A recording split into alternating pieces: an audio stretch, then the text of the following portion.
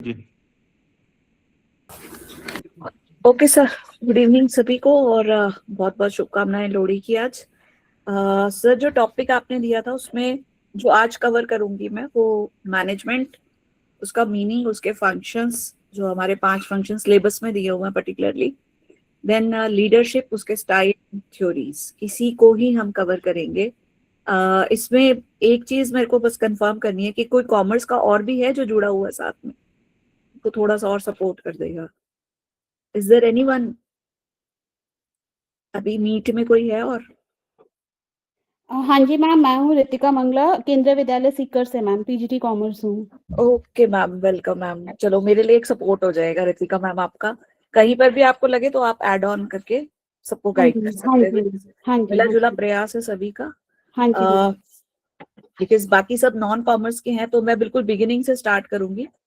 First thing है हमारी, management होता क्या है। ठीक है, अब कॉमनली हम लोग सब ये टर्म यूज करते हैं अपनी लाइफ में कि मैनेजमेंट करना है, या मैनेजमेंट अच्छा है, या मैनेजमेंट खराब है। पर मैनेजमेंट का मतलब क्या है? तो मैनेजमेंट में 3 लेटर्स हैं, आपके सामने दिख रहे हैं, manage, man and T. T means the resources. ठीक है, द रिसोर्सेज, जिसमें आपका फाइनेंस भी आ जाएगा, आपके फिजिकल रिसोर्सेज भी आ जाएंगे, और मैन मीन्स आपके ह्यूमन बींग्स जो आपके यहाँ पे लाइव काम कर रहे हैं। तो लिविंग और नॉन लिविंग दोनों को मैनेज करना, दोनों को बेस्ट यूटिलाइज करना और अच्छे से आपके ऑब्जेक्टिव्स को अचीव करना, that is the basic meaning of management. ठीक है, एक चीज इसमें हम जो ध्यान देते हैं वो ये कि मैनेजमेंट का अगर डेफिनेशन आपसे कभी पूछा जाए, तो पहले जो चलता था, जो ओल्ड स्कूल ऑफ मैनेजमेंट था, वो ये कहता था कि दूसरों से काम कराना मैनेजमेंट है। बट प्रेजेंट में वो टेंडेंसी नहीं है। अब ये कहते हैं कि दूसरों से काम करवाना तो है ही है, साथ में उनके भी काम करना है, मतलब आपको मिलकर काम करना है, उनसे भी करवाना है और खुद भी करना है। That is called management in modern approach. So एक छोटी सी डेफिनेशन आपके सामने आ जाएगी। Management is the process. एक तो ये प्रोसेस है, ठीक है, कोई पर्टिकुलर आइटम नहीं है, प्रक्रिया है। और जब भी हम प्रोसेस की बात करेंगे, एक स्टार्टिंग पॉइंट होगा, एक एंडिंग पॉइंट होगा। ठीक है, प्रोसेस किसी भी चीज की होगी, नॉट ओनली मैनेजमेंट। किसी भी चीज का अगर एक स्टार्टिंग पॉइंट है और एक एंड पॉइंट है, तो वो प्रोसेस है। ठीक है, so it's a process of getting things done. काम आपको करवाना है, करना भी है। पर्पस क्या है? ऑर्गेनाइजेशन गोल्स को अचीव करना। जिस भी ऑर्गेनाइजेशन के लिए आप काम कर रहे हैं, उसका जो भी टारगेट है, लाइक हम केवीएस के लिए काम कर रहे हैं, तो केवीएस का जो भी ऑब्जेक्टिव है, ओवरऑल डेवलपमेंट ऑफ चाइल्ड, या होलिस्टिक डेवलपमेंट ऑफ चाइल्ड, या एजुकेशन को प्रमोट करना, इनको हमने अचीव करना है इफेक्टिवली एंड एफिशिएंटली। जितने भी रेड वर्ड्स हैं वो इंपॉर्टेंट है। इफेक्टिवली का मतलब और एफिशिएंटली का मतलब अलग अलग आता है। इफेक्टिवली होता है कि काम को पूरा कर दिया बस, भले उसमें आपकी कॉस्ट या वेस्टेज ज्यादा से ज्यादा क्यों ना होगी, काम आपने टाइम पे पूरा कर दिया, भले ही उसके लिए आपको कोई एक्स्ट्रा पैसा चुकाना पड़ा हो, आपको एक्स्ट्रा उसमें वेस्टेज हो गई हो रिसोर्सेज की, तो वो आपका इफेक्टिव तो हो जाएगा लेकिन एफिशिएंट नहीं होगा। और एफिशिएंसी जो है वो ये कहती है कि काम भी पूरा हो और कॉस्ट भी कम से कम आए। ठीक है, तो अगर आपने काम पूरा नहीं किया, अभी जैसे अभी रिसेंटली टीयर 1 का एग्जाम हुआ, तो टीयर 1 में जिसका छूट गया वो इफेक्टिव तो नहीं है। हो सकता है उसने जितना किया सारा सही किया तो एफिशिएंट हो जाएगा, क्योंकि वेस्टेज नहीं हुई, नंबर नेगेटिव नहीं कटेगी। लेकिन आपको जो ऑर्गेनाइजेशन के एंगल से देखना होता है वो ये कि इफेक्टिव भी हो, टाइम पे काम पूरा भी हो, और कॉस्ट मिनिमम आए, एफिशिएंसी हो। तो जब हम कॉस्ट फैक्टर देखते हैं, हम एफिशिएंसी की बात करते हैं। ये ध्यान रखना, कहीं पे भी कॉस्ट फैक्टर को आप कंसीडर कर रहे हो, मिनिमम कॉस्ट मैक्सिमम आउटपुट, तो इसका मतलब एफिशिएंसी की बात हो रही है। और इफेक्टिवनेस कहती है कि आपका काम बस पूरा हो गया टाइम पे, जिस जो टाइम लिमिट थी उसमें वो पूरा हो गया, इफेक्टिवनेस। ठीक है, आई होप यहाँ तक क्लियर हो गया होगा मैनेजमेंट का बेसिक मीनिंग क्या है। अब इसके बाद ये आपके सामने फिगर है, थोड़ा सा एनलार्ज कर देती हूँ इसको। 5 फंक्शंस की बात की गई है हमारे सिलेबस में भी, और मैनेजमेंट के यही 5 फंक्शंस हैं, यही प्रोसेस के। रेणुका मैम, थोड़ा सा जी सर। आपको मैं बीच में टोक रहा हूँ। ये जी, स्लाइड शो भी कर लो तो ज्यादा ठीक रहेगा, हमें बड़ा दिख जाएगा, वैसे छोटा दिख रहा है ना। स्लाइड शो में एक मिनट सर हाँ देखती हूँ। हाँ, क्रोम करंट से कर दीजिए। मैडम F5 दबा दीजिए, हो जाएगा। नहीं, वो तो हो गया सर, मेरे को स्क्रीन दोबारा, आई थिंक स्क्रीन दिख रही है आपको? नहीं, स्क्रीन गायब हो गया, आप उस पे स्क्रीन पे क्लिक करेंगे तो शायद आ हाँ, जाए। वो शेयर स्क्रीन दोबारा करनी पड़ेगी मुझे ना। हम्म। अभी विजिबल है सर? नहीं, अभी नहीं है विजिबल में। आ गई होगी, देखो हाँ सर, अब आ गई आ गई आगे। ना? हाँ, ये आपके 5 फंक्शंस हैं या प्रोसेस के स्टेप्स कह लो, दोनों कॉमन है। मैनेजमेंट की प्रोसेस इन्हीं 5 फंक्शंस के अंदर घूमती है। और सबसे पहला और सबसे इंपॉर्टेंट, मतलब आप एक कदम भी अगला रखते हैं तो आपके दिमाग में होता है कि मुझे दाएं जाना है या बाएं जाना है, सीधा जाना है, कहाँ जाना है, तो आप एक नेक्स्ट स्टेप भी जो है वो प्लान करके रखते हो अपना। तो पहला जो फंक्शन है या प्रोसेस का पहला स्टेप जो है वो प्लानिंग है, दूसरा ऑर्गेनाइजिंग है, तीसरा स्टाफिंग है, चौथा डायरेक्टिंग है, पांचवा कंट्रोलिंग है। और कंट्रोलिंग जहां खत्म होता है वहां से फिर प्लानिंग शुरू हो जाती है। मतलब ये प्रोसेस रिपीट रिपीट रिपीट चलती रहेगी जब तक ऑर्गेनाइजेशन जिंदा है, ये पांचों फंक्शन होते रहेंगे। ठीक है, इवन आप एक ऑर्गेनाइजेशन की बात ना भी करें, अपने घर की भी बात करें, तो वहां पे भी आप प्लान करते हो, ऑर्गेनाइज करते हो चीजों को। हाँ, स्टाफ नहीं रखते क्योंकि घर के लोगों की ड्यूटी लग जाती है, फिर आप उनको भी इंस्ट्रक्शंस देते हो, कम्युनिकेट करते हो, और फिर लास्ट में देखते हो काम हुआ या नहीं हुआ। तो ये सारे एक ऑर्गेनाइजेशन में भी एप्लीकेबल हैं और आपकी आम जिंदगी में भी एप्लीकेबल हैं। यही फंक्शंस हैं, यही प्रोसेस के स्टेप्स हैं। ठीक है, एक एक करके थोड़ा थोड़ा इसके बारे में, क्योंकि बहुत डिटेल में जानने की जरूरत नहीं है हमें।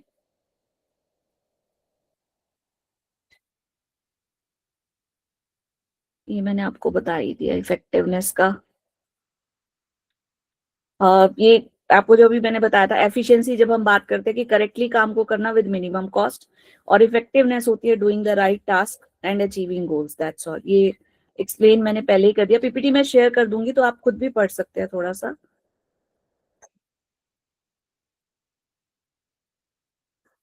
ये क्योंकि 12th के हिसाब से बनी हुई है तो कुछ एक एग्जाम्पल्स के स्टडीज के भी हैं। फंक्शंस 5 है, मैंने आपको बताया, इनकी डिटेल एक्सप्लेनेशन आगे स्लाइड शो में है। कुछ एक फीचर्स भी हैं मैनेजमेंट की जो मुझे लगा कि आप लोगों को भी पता होनी चाहिए, क्योंकि एमसीक्यू में किसी भी टाइप का क्वेश्चन पूछा जा सकता है। बहुत डिटेल में तो नहीं करेंगे डिस्कस, लेकिन एक बार टच जरूर करेंगे इन सारे पॉइंट्स को। तो फर्स्ट ये ध्यान रखिएगा, मैनेजमेंट कभी भी विदाउट गोल काम नहीं करेगी। गोल ओरिएंटेड प्रोसेस है, कुछ ना कुछ आपके दिमाग में कोई एक टारगेट होगा जिसको आप अचीव करना चाहते हैं। यहाँ पे एक डिफरेंस याद रखिएगा, गोल बड़ी टर्म है और ऑब्जेक्टिव छोटी टर्म है। एक बिजनेस का गोल हो सकता है कि वो हाइट्स तक पहुंचे या टॉप 5 बिजनेसेस में पहुंचे, उसके लिए वो हर साल एक ऑब्जेक्टिव फिक्स करता है। इस साल मुझे टर्नओवर इतनी बढ़ानी है, इस साल मुझे इस लाइन पे काम करना है, इस प्रोडक्ट रेंज को बढ़ाना है। वो छोटे छोटे जो स्टेप्स होते हैं वो ऑब्जेक्टिव्स होते हैं। ठीक है, तो मैनेजमेंट जो है वो बड़ा गोल देखकर चलती है और उसके बाद उससे कंसर्न छोटे छोटे ऑब्जेक्टिव्स पे फोकस करती है।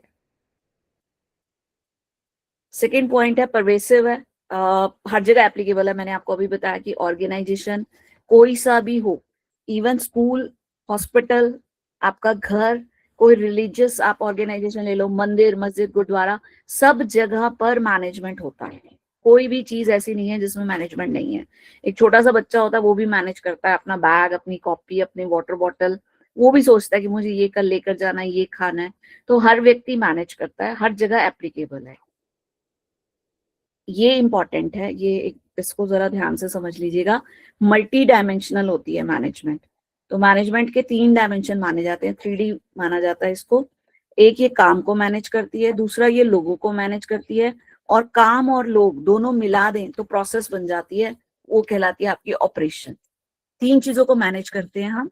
वर्क को, जैसे हमने सिलेबस को डिस्ट्रीब्यूट किया तो हमने काम को मैनेज किया। ठीक है, उसके बाद हम लोग असाइन कर रहे हैं कि ये बंदा ये सेशन लेगा, we are managing with the people.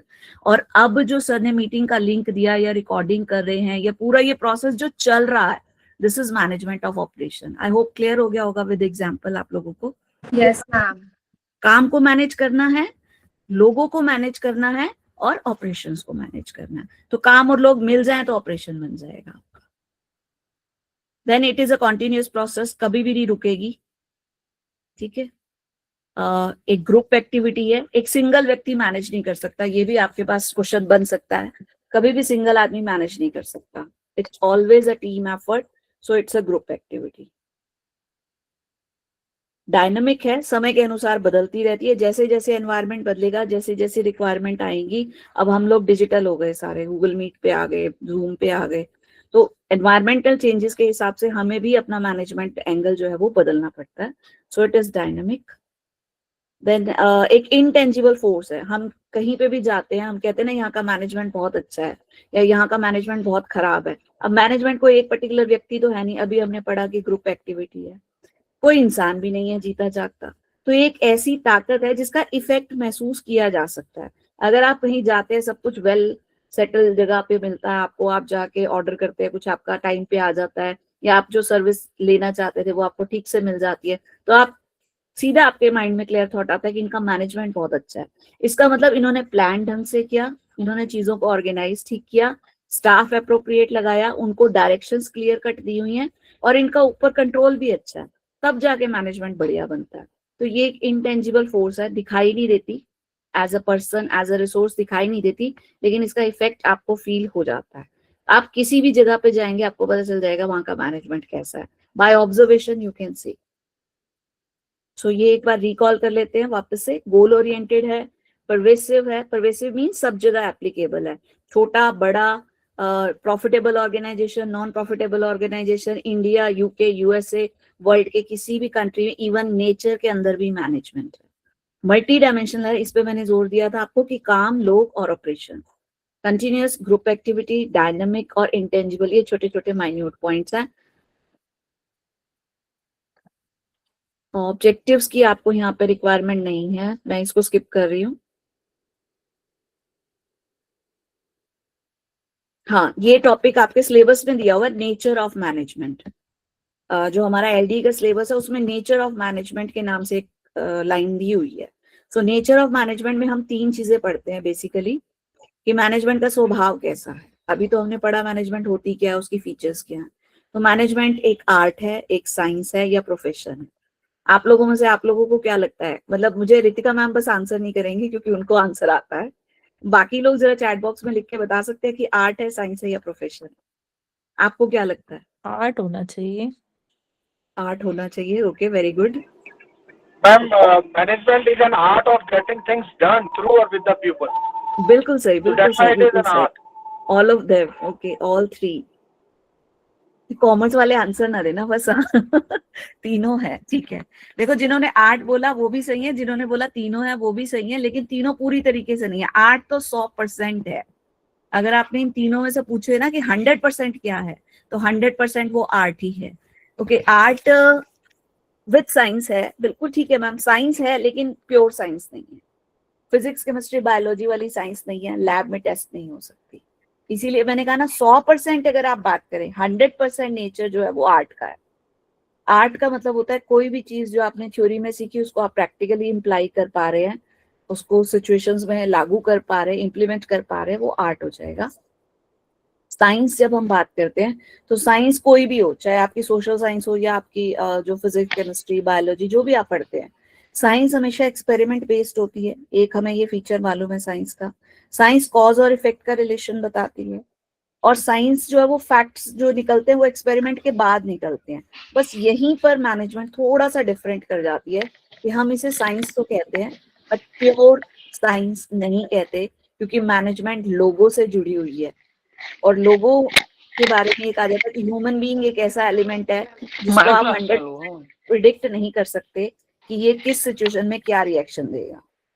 ठीक है, तो हो सकता है 90% केसेस में वो सेम रिजल्ट आ जाए, पर 10% केसेस में रिजल्ट वेरी कर सकता है। और दूसरी बात, आप लोगों को लैब में ले जाके उन पे एक्सपेरिमेंट नहीं कर सकते। यहाँ जो एक्सपेरिमेंट होते हैं, मैनेजमेंट के जो एक्सपेरिमेंट होते हैं, वो या तो ऑब्जर्वेशन के थ्रू होते हैं, मतलब आप लोगों को ऑब्जर्व करके अपना नतीजा निकालते हो, या आप लोगों ने सुना होगा सर्वे किया जाता है।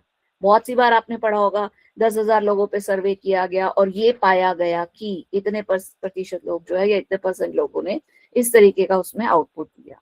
तो ऑब्जर्वेशन और सर्वेस के थ्रू ही हम इसके प्रिंसिपल्स बनाते हैं। ठीक है, तो साइंस है लेकिन ह्यूमन साइंस कह लीजिए या सोशल साइंस कह लीजिए, प्योर साइंस नहीं है, और इसके जो रिजल्ट्स हैं वो सिचुएशन टू सिचुएशन सेम हो भी सकते हैं, नहीं भी हो सकते, लेकिन आर्ट 100% है, गारंटेड आर्ट है। ठीक है, प्रोफेशन की जहां तक हम बात करें तो यहाँ पे मैनेजमेंट को फुल फ्लेज प्रोफेशन नहीं कहते। कारण ये, कोई भी प्रोफेशनल आप लेंगे, चाहे आप डॉक्टर लेंगे, चाहे आप एक चार्टर्ड अकाउंटेंट ले लेंगे, आप एक सीए या आप लॉयर ले लेंगे, ये जितने भी प्रोफेशनल ऑर्गेनाइजेशन होते हैं ना, इनकी एक रजिस्टर्ड बॉडी होती है जैसे आपका बार एसोसिएशन है, मेडिकल एसोसिएशन है, ICAI है, वो इनको एक रजिस्ट्रेशन नंबर देते हैं। सो दे आर ट्रूली प्रोफेशनल, जो आपको मैंने अभी नाम बताए हैं। अभी टीचिंग भी क्या है, फुल फ्लेज प्रोफेशन में कहाँ आ रहा है? हम बीएड जरूर करे हुए, हमारे पास एक स्पेसिफिक डिग्री जरूर है, स्पेशलाइज्ड नॉलेज जरूर है, लेकिन हमारा कोई ऐसा रजिस्ट्रेशन नंबर नहीं है, ठीक है। हम जॉब भी कर रहे हैं साथ के साथ ही। तो प्रोफेशन जो होता है वो आपका एक तो बहुत हाई स्किल आपकी एजुकेशन होती है, और दूसरा ये आपकी कोई ना कोई रजिस्टर्ड बॉडी होती है जहां आप रिस्ट्रिक्टेड एंट्री होती है, एंट्रेंस होगा, वो क्लियर होगा, तब वो बंदे को एडमिशन मिलेगा, ठीक है। तो पूरा प्रोफेशन नहीं है मैनेजमेंट, लेकिन हालांकि इस प्रोसेस पे चल रहा है। अब AIMA बनाई गई है, ऑल इंडिया मैनेजमेंट एसोसिएशन बनाई गई है, बट वो भी पूरी तरीके से अभी एज प्रोफेशनल बॉडी वर्क नहीं करती है। तो मैनेजमेंट 100% प्रोफेशन नहीं है, ये ध्यान रखिए, क्वेश्चन आ जाए, गारंटी आपने लिखना है 100% प्रोफेशन नहीं है, 100% साइंस भी नहीं है, प्योर नहीं है, क्योंकि हर बार रिजल्ट सेम हो भी सकते हैं, नहीं भी हो सकते, लेकिन आर्ट 100% है, क्योंकि जो भी हम सीखते हैं उसको हम अपनी लाइफ में एम्प्लॉय करते हैं। So that is the nature of management. मैंने आपको एक ही स्लाइड में समझा दिया, इसकी डिटेल एक्सप्लेनेशन आगे आती जाएगी। So it is an art because it uses its skill and knowledge, ठीक है। एक जैसे आप यहाँ पे एक इमेज दिखाई हुई है डांस की, नॉर्मली लोगों को आर्ट्स के नाम से लगता है कि डांस है या पेंटिंग है या ड्राइंग है, खाली वही आर्ट नहीं होता। मैं तो अक्सर बच्चों को कहती हूँ किसी को पागल बनाना भी एक कला है, आप सारे नहीं बना सकते। तो आपने जो कुछ भी सीखा उसको आप अपनी लाइफ में कितना इम्प्लीमेंट करते हो, वो आर्ट है। और हर मैनेजर दूसरे मैनेजर से अलग होता है, क्योंकि आर्ट जो है वो पर्सनलाइज्ड होती है। देखिए, एक ही MBBS की डिग्री 50 डॉक्टर करते हैं, लेकिन हम कहते हैं ना इसका हाथ हल्का है, ये डॉक्टर सियाना है। सभी वहीं से पढ़े हुए हैं, सेम कॉलेज से पढ़े हुए हैं, बट पर्सनल एप्लीकेशन अलग अलग हो सकती है। तो ट्रूली पर्सनलाइज्ड होती है मैनेजमेंट, मैनेजर टू मैनेजर, हर कोई अपनी सिचुएशन को।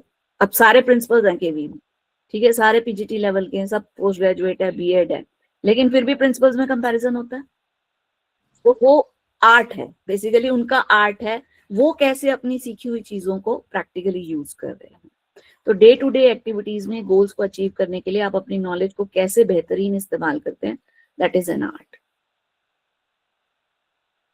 आर्ट में थ्योरेटिकल नॉलेज होना जरूरी है, ये बहुत डिटेल में आपको जाने की जरूरत नहीं है इसके अंदर। मैं जब शेयर करूंगी ये एक्स्ट्रा स्लाइड्स डिलीट कर दूंगी ताकि आपको कंफ्यूजन ना हो। साइंस का मैंने बताया सिस्टमैटिक होती है, लॉजिकल फाइंडिंग्स होती हैं और एक्सपेरिमेंट बेस्ड होती है। हमारी मैनेजमेंट भी एक्सपेरिमेंट करती है, इसके भी प्रिंसिपल्स हैं, इसकी भी लॉजिकल फाइंडिंग्स है, बट फर्क सिर्फ एक है, लैब टेस्टेड नहीं होती, पहली चीज।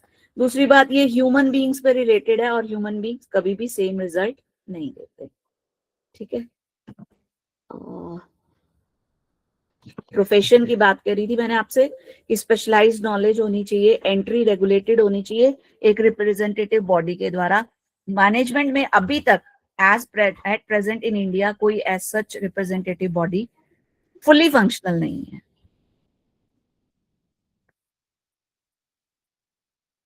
मैं इसको आगे कर रही हूँ क्योंकि इतना आप लोगों के लिए आई थिंक बहुत ज्यादा, जो मेन पॉइंट्स थे मैंने आपको सारे वो कवर कर दिए। लेवल्स हमारे सिलेबस में ही नहीं है, तो वी आर स्किपिंग इट। मैं आप सीधा फंक्शंस पे आती हूँ, आपके जो मेन हैं। हाँ, यहाँ से आपका लास्ट टॉपिक है मैनेजमेंट के अंदर जो दिया हुआ है, वैसे तो वो सारा ही है, पर इसके बाद फिर लीडरशिप स्टार्ट करेंगे। फंक्शंस ऑफ मैनेजमेंट की बात करी तो सबसे पहले प्लानिंग है, ठीक है, फिर ऑर्गेनाइजिंग है, फिर स्टाफिंग है, फिर डायरेक्टिंग है और फिर कंट्रोलिंग है। मैं आपको लाइव एग्जांपल के थ्रू पांचों फंक्शन अभी समझा रही हूँ, फिर हम स्लाइड वाइज भी पढ़ लेंगे। देखिए, कल सबने लिखा यादव सर LD की तैयारी कब से शुरू कराओगे, ठीक है, कल सबने एक ग्रुप पे मैसेज डाला कि, तो सर ने लिखा कि 7 बजे मीटिंग करते हैं, ठीक है।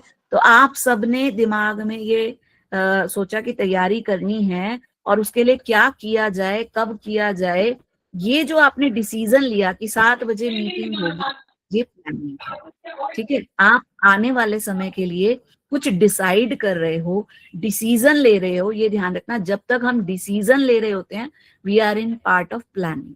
What to do, when to do, how to do, where to do, who will do it, कब करना है, क्या करना है, कैसे करना है, किसने करना है, कहाँ करना है, ये फैसला लेना सिर्फ प्लानिंग है। मैं फिर वही कह रही हूँ, मेरे वर्ड्स पे ध्यान देना, डिसीजन मेकिंग प्लानिंग है, एक्चुअल काम नहीं हुआ अभी भी, ठीक है। एक्चुअल काम जो अब चल रहा है वो part of staffing and directing है। जैसे सर ने मुझे डिप्यूट किया तो I am in part of staffing, और मैं अब आपसे बात कर रही हूँ तो ये डायरेक्टिंग है, ठीक है। धीरे धीरे समझा रही हूँ। प्लानिंग आपको समझ में आ गया। फर्स्ट स्टेप होता है, यहाँ हम देखते हैं कि हमने करना क्या है, उस काम को कैसे, कब, कहाँ, कौन करेगा, इस बारे में केवल क्या ले रहे हैं, डिसीजन ले रहे हैं। Planning involve decision making, okay. Secondly, अब डिसाइड हो गया कि ठीक है जी, हम इतने सेशंस में हम कर लेंगे, इसको डिवाइड कर लेंगे, ये दिन हमारे पास है, ठीक है। तो हमने, सर ने एक प्लान तैयार किया, एक स्ट्रक्चर बनाया, एक टेबल बनाई, उसमें अलग अलग टॉपिक लिखे, डे लिखा, और उसके आगे आपको भेजा कि नाम भरिए। तो ये जो स्ट्रक्चर तैयार हुआ, आइडेंटिफाई की गई एक्टिविटीज, उनको बांटा गया, और उसके बाद कौन किसको कब रिपोर्ट करे। मैनेजमेंट की जब हम बात करते हैं, यहाँ पर रिपोर्टिंग रिलेशनशिप नहीं है क्योंकि हम में से कोई भी अथॉरिटी नहीं है, लेकिन जब हम ऑर्गेनाइजेशन की बात करें तो जहां आप किसको रिपोर्ट करेंगे, ये स्ट्रक्चर तैयार हो जाए। जैसे आपके स्कूल का है, प्रिंसिपल, वाइस प्रिंसिपल, फिर पीजीटीज हैं, ठीक है, फिर आपके टीजीटीज हैं, देन एचएम है, देन पीआरटीज हैं, देन ऑफिस है। तो आपका एक चेन चल रहा है। ये स्ट्रक्चर जब डिसाइड होता है ना, ये कहलाता है आपका ऑर्गेनाइजिंग। आप सारे रिसोर्सेज को इकट्ठा करते हो, उनको बांटते हो, और कौन किसको रिपोर्ट करेगा ये डिसाइड करते हो, ठीक है। तो ढांचा तैयार हो गया, जो कल सर ने एक बड़ी अच्छी सी टेबल बना दी, तो वो एक पार्ट ऑफ ऑर्गेनाइजिंग था। अब उसमें सर ने कहा सब अपना अपना नाम लिख दीजिए। सर ने कहा कि सब लोग नाम लिख दीजिए, कौन कौन क्या क्या चैप्टर लेगा, नहीं लिखेंगे तो मैं डाल दूंगा। तो जब आपके लाइफ आती है ना ऑर्गेनाइजेशन में, जिंदा लोग जब आपके पास आते हैं, वो होता है स्टाफिंग। अभी तक आप सिर्फ डिसीजन ले रहे हो, स्ट्रक्चर तैयार कर रहे हो, ढांचा बन गया। अब आपने यहाँ पे लोग बैठाने हैं, कौन व्यक्ति जेएसए, कौन व्यक्ति एसएसए, कौन व्यक्ति पीआरटी, कौन व्यक्ति पीजीटी, टीजीटी। तो स्टाफ लगाना, स्टाफ को रिक्रूट करना, सिलेक्ट करना, अपॉइंट करना, उनको ट्रेनिंग देना, उनको अप्रेजल देना, ये सब कुछ स्टाफिंग में आता है। इसका बड़ा टर्म होता है ह्यूमन रिसोर्स डेवलपमेंट, वो भी हमारे सिलेबस में है, बट वो कल बात करेंगे उसके बारे में। फिर अब आपने स्टाफ रख लिया। अब स्टाफ रख लिया, जब तक आप उसको बताएंगे नहीं कि भाई तूने करना क्या है, तो बैठा ही रहेगा। तो नेक्स्ट काम आ जाता है डायरेक्टिंग का। तो डायरेक्टिंग में 4 एलिमेंट्स आते हैं, ये बेशक आप लोग नोट कर लीजिए, आगे स्लाइड में भी होगा, but this is very important. Directing बहुत इंपॉर्टेंट फंक्शन है, जहां से एक्चुअल काम शुरू होता है।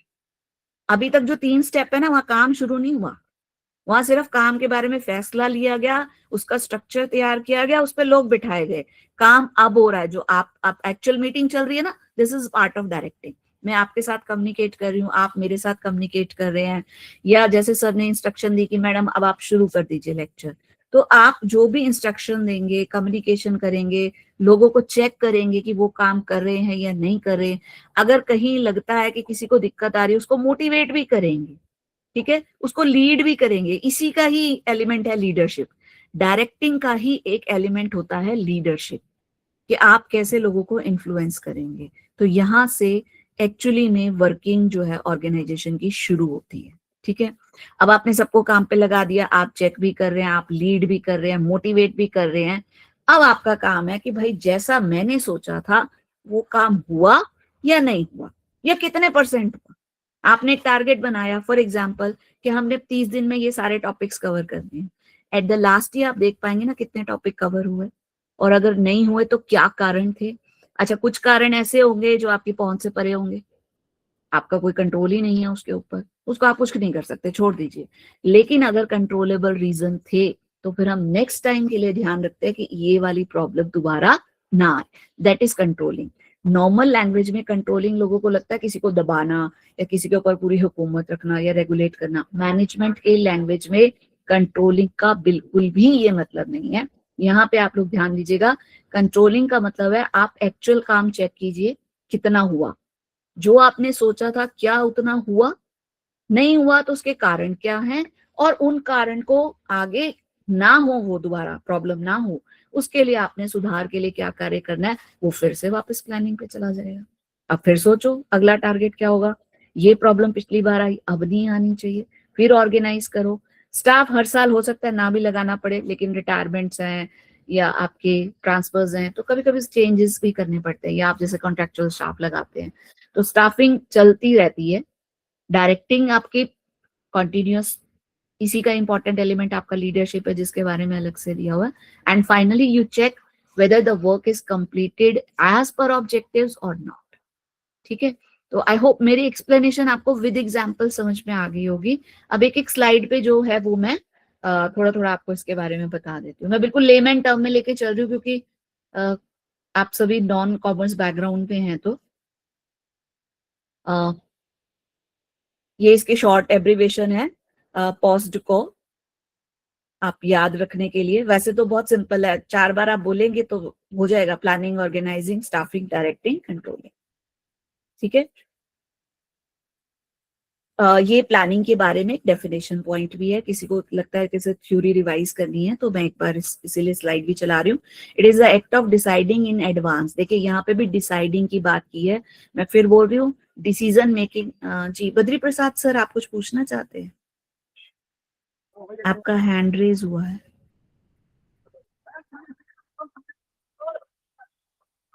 Okay, what to do, when to do, how to do, who will do a particular job. तो आप जब सोच रहे हैं, जब डिसीजन ले रहे हैं, काम को करने से पहले डिसीजन ही लेना है, वो प्लानिंग है। ठीक है, हुआ कुछ नहीं है। अभी आपको एक लेटर आ जाएगा कि 23 तारीख को एक क्विज करानी है। अभी घूम रहा था एक आज सर्कुलर कि 12 से 23 तक वो परीक्षा पे चर्चा की एक्टिविटीज करानी है और 23 को एक क्लस्टर लेवल पे क्विज करानी है। तो ये डिसीजन ले लिया गया है कि क्विज करानी है। अब वो कैसे होगा आगे, वो ऑर्गेनाइजिंग में आ जाएगा। तो ऑर्गेनाइजिंग का प्रोसेस क्या कहलाता है? Establishing relationship between the members of enterprises और रिसोर्सेस। ठीक है, ये जो रिलेशनशिप है ये अथॉरिटी रिस्पॉन्सिबिलिटी का होता है। मतलब जैसे मैं पीजीटी हूँ तो मेरे को किसको रिपोर्ट करना है? अपने प्रिंसिपल को। So I am subordinate to the principal. तो हमारे बीच में एक रिपोर्टिंग रिलेशनशिप है। ठीक है, तो ये जो रिपोर्टिंग रिलेशनशिप बनता है या स्ट्रक्चर तैयार होता है वो कहलाता है ऑर्गेनाइजिंग। आप जब ऑर्गेनाइज करोगे एक्टिविटी को तो आप क्या करते हो? आप एक स्कूल में एनुअल फंक्शन ऑर्गेनाइज करते हो तो फाइनल हो जाता है इस डेट पे करेंगे, ठीक है जी, हो गया फाइनल, प्लानिंग हो गई। फिर आप एक ऑर्डर बुक पे प्रिंसिपल लेके बैठते हैं, हाँ जी वेलकम में कौन कौन रहेगा, बुके कौन लेकर आएगा, आइटम कौन तैयार कराएगा, रिफ्रेशमेंट कौन देखेगा। सबको आपने एक्टिविटीज को डिफाइन कर दिया, अलग अलग कैटेगराइज कर दी। फिर अगला फंक्शन हो जाएगा आपका स्टाफिंग। आप वहां बंदा फिट कर दो, ये इंचार्ज रहेगा, ये इसकी टीम रहेगी। अब टीम इंचार्ज को रिपोर्ट करेगी और इंचार्ज किसको रिपोर्ट करेगा? प्रिंसिपल को।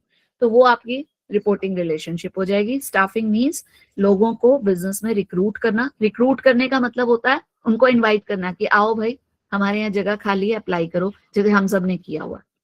सिलेक्शन होता है जब आप टेस्ट इंटरव्यू सब ले लेते हो तो उसमें जो आपको बेस्ट कैंडिडेट लगता है आप उसको सिलेक्ट कर लेते हो। फिर आप उनको ट्रेनिंग देते हो, उनको डेवलप करते हो, अप्रेजल देते हो। ये सारा कुछ स्टाफिंग में आता है। शॉर्ट में कहते हैं right man for the right job. एक चीज पूछना था मुझे। मैं ये बोल रही थी जैसे हमें लेटर मिला, जैसे अभी आप जो बता रहे एग्जांपल, अभी सभी स्कूलों में घूमा है 12 से 23 वाला, तो Yes, जैसे हम yes. गवर्नमेंट जब भेज रही है वो ऑलरेडी प्लानिंग कर चुकी है, तो ये हाँ, हमारे ऑर्गेनाइजेशन की टर्म में केवीएस के लिए तो हम प्लानिंग उसके बाद कर रहे हैं। हम उनका उसके बाद ऑलरेडी कर रहे हैं। ऑर्गेनाइज भी हो चुका है, उन्होंने केवीएस लेना है कि एनवीएस Yes, लेना है कि yes, स्टेट बिल्कुल। तो उनके लेवल से आप देखेंगे तो बिल्कुल ठीक कह रहे हो शिल्पा मैम आप। दे हैव प्लान, उन्होंने सर्कुलेट कर दिया, अब आगे हमारा काम। अब हमने प्लान करना था, आरओ ने हमें भेज दिया। अब क्लस्टर एक डिसाइड करेगा क्विज करानी है, कौन नहीं, कराएगा। मेरा कहने का ये मतलब नहीं, प्लानिंग तो उन्होंने कर लिया, उन्होंने तो ऑर्गेनाइज भी कर लिया ना कि केवीएस को भेजना है कि स्टेट्स को भी भेजना है कि सेंट्रल में रहना है कि कहाँ करना है। अब हम वो अपने मैम लेवल पे मिनिस्ट्री एज अ डिपार्टमेंट उन्होंने अपने 5 फंक्शन किए। हाँ KVS as a correct, department हाँ अलग ठीक। करेगा। हाँ ठीक है।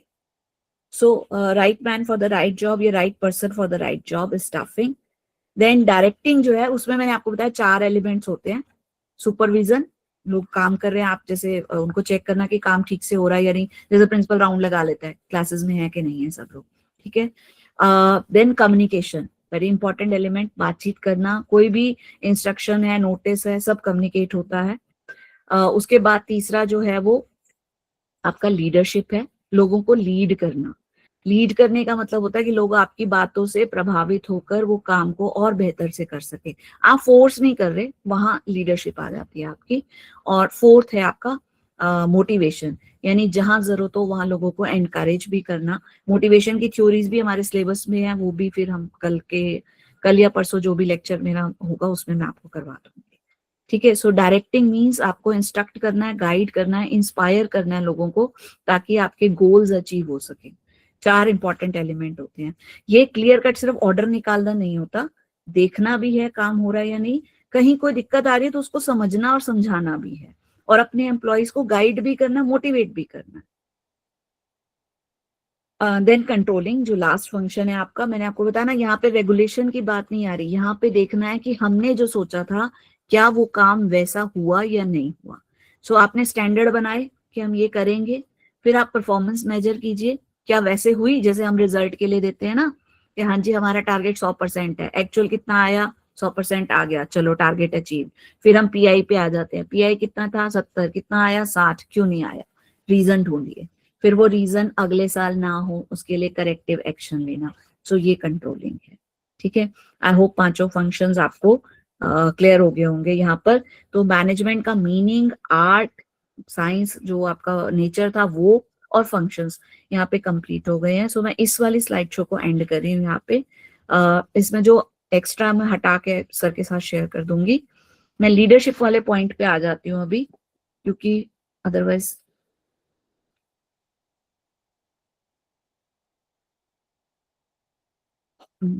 एक सेकेंड में दूसरी वाली जो स्लाइड शो है वो अपनी शेयर कर देती हूँ आपके साथ।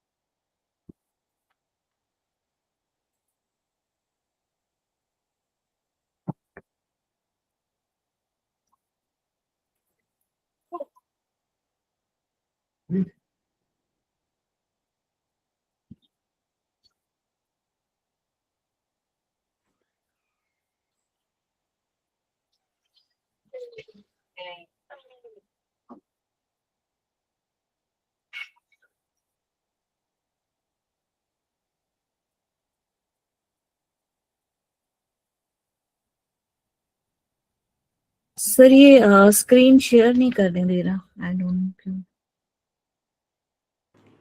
करने नहीं दे रहा, दोबारा ट्राई कीजिए, हो हाँ वो, सकता है हाँ टेक्निकल। मैंने किया है, बट वो ना बार बार कह रहा है कि आप कर नहीं सकते, ऐसा कुछ करके मैसेज दे रहा है। मैं एक बार दोबारा से करती हूँ सर कोशिश उसको, अदरवाइज फिर मैं वर्बली हाँ समझा दूंगी और वो शेयर कर दूंगी आपके साथ।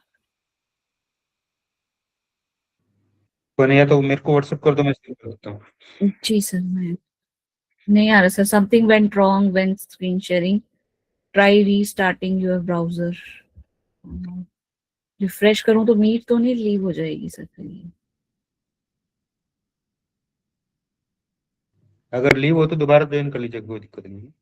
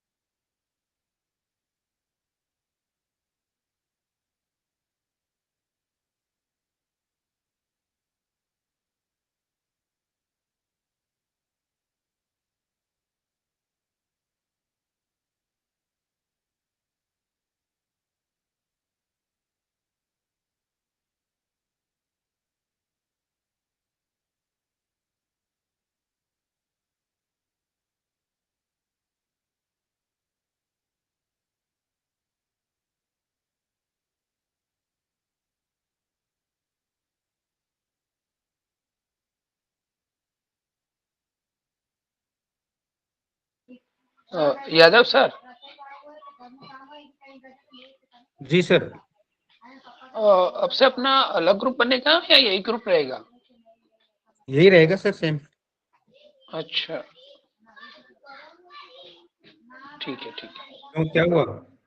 नहीं नहीं, ऐसा पूछ रहा था, जैसे आपने कल वो गूगल फॉर्म शेयर किया था ना, उससे मुझे ऐसा लग हाँ, रहा गूगल शायद। फॉर्म तो अब एक्चुअली में क्या है, क्योंकि काफी लोग सीरियस भी नहीं है ना, तो ग्रुप नहीं नहीं सर, में ज्वाइन। हाँ हाँ, क्योंकि टाइम भले ही उन्होंने पोस्टपोन किया एग्जाम, लेकिन एग्जाम तो लेंगे ही लेंगे और हमको एग्जाम देनी ही देनी होगी, है। 15 दिन 20 दिन का गैप हो सकता है, ज्यादा नहीं है वो। आप लोगों के लिए, और हम लोगों के लिए बेनिफिशियल है बेनिफिशियल है थोड़ा सर, सा। सही है। हाँ हाँ। तो अभी जो हम लोग स्पीड में कर रहे थे, थोड़ा सिलेबस आराम से हो जाएगा। हम्म। तो सर अपना कुछ ऐसा कोई प्लेटफॉर्म या गूगल ड्राइव कोई ऐसा बना दे जिसमें सारा मटेरियल कुछ ऐसा हाँ आ हाँ, जाए कि हमको वो क्लासरूम बना रहे हैं, जो लोग सीरियस हैं उनके लिए क्लासरूम बना रहे हैं, उसी में सारा बिल्कुल मटेरियल डाल बिल्कुल। जी। और जब भी पेमेंट फिक्स करेंगे सब एग्रीड है ही पेमेंट के लिए। हाँ हाँ हाँ, वो कोई। सर मेरे से एक प्रॉब्लम आ रही है, जैसे ये स्क्रीन शो हो रही है ना, तो हाँ जी, हाँ उसमें जी। क्या है कि ये लोग जो आ रहे हैं जा रहे हैं सब दिख रहा है, तो स्क्रीन में थोड़ा परेशानी है, तो मुझे क्या करना चाहिए कि सब दिखे नहीं मुझे, जैसे आप कि उसको मैडम बोल जूम आउट पिन कर लो ना करना सर, है। जूम आउट कर लो। अच्छा, जूम आउट करना, जूम करने से दिखेगा ही। हाँ। ठीक। यादव सर। विजिबल हो रहा है सर अभी सबको? जी हाँ जी ma'am. Yes ma'am. Yes Yes, ma'am. ma'am. जी सर। अच्छा यादव ओके। सर, पेमेंट तो आप ही को करना है ना? वो मैं नंबर शेयर कर दूंगा सर उस पे ना। Okay okay. Okay ma'am, sir. आपका ये जो है ना मीट वाला भी से दिख रहा है साइड में, इसको मिनिमाइज कर लीजिए आप। अच्छा ठीक है सर, हाँ, ये वो वाला मैंने पार्ट, या तो एंटायर इसको स्क्रीन स्क्रॉल करके शेयर की है। और नीचे कर दो, स्क्रॉल करके या तो। सर मैंने हाँ, ठीक क्लोज है। ही कर दी एक्चुअली, वो कई बार ओके। कोई मैसेज आता तो पता नहीं चलता, इसलिए वो पिक्चर इन पिक्चर किया हुआ था। जी बट जी आप देख लीजिएगा, मैं सिर्फ अब स्लाइड शो पे हाँ ही। हाँ। ठीक है सर। सो लीडरशिप की बात की थी, लीडरशिप और उसके स्टाइल की। लीडरशिप का मीनिंग क्या होता है, सबसे पहले ये समझ लीजिए। लीडर इज अ पर्सन, और लीडरशिप उसकी क्वालिटी है लोगों को इन्फ्लुएंस करने की या लोगों पे अपना प्रभाव छोड़ने की। लीडर कोई भी हो सकता है, पॉलिटिकल, रिलीजियस। मैनेजर भी एक लीडर का रोल प्ले करता है। So leadership is basically the ability to develop a vision that motivates other. आप फोर्स नहीं कर रहे कि ये काम करो, लेकिन आप अपने व्यवहार से या अपनी बातों से या अपने ट्रेड्स की वजह से लोग आपसे प्रभावित हो जाते हैं और वो अच्छा काम करना शुरू कर देते हैं। So that is a good leader और इफेक्टिव लीडर। सो लीडरशिप जो है वो क्वालिटी है एक इंडिविजुअल की, जिससे लोग मोटिवेट होते हैं, जिससे लोग इन्फ्लुएंस होते हैं और एक कॉमन गोल के लिए काम करना शुरू कर देते हैं। यानी एक चीज तो क्लियर हो गई कि दो पार्टी इन्वॉल्व है। एक लीडर है जो अपना व्यवहार ऐसा दिखा रहा है, अच्छा दिखा रहा है, या अपनी बात ऐसे रख रहा है कि सामने वाला यानी दूसरी पार्टी जो उसको क्या कर रही है, फॉलो करना शुरू कर देती है या उसके हिसाब से काम करना शुरू कर देती है। तो one is leader, another is follower. कोई भी लीडर बिना फॉलोअर के नहीं होता, वो लीडर ही नहीं है जिसके फॉलोअर नहीं है। लेकिन एक अच्छा लीडर वो नहीं है जिसके बहुत सारे फॉलोअर्स हो।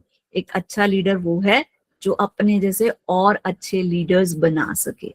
ठीक है, ये ध्यान रखिएगा, करंट सिनेरियो में ये माना जाता है। So leadership is the ability to develop a vision that motivate others to move with a passion toward a common goal. So एक ऐसी प्रोसेस जिससे लोगों को इन्फ्लुएंस किया जाता है। ठीक है,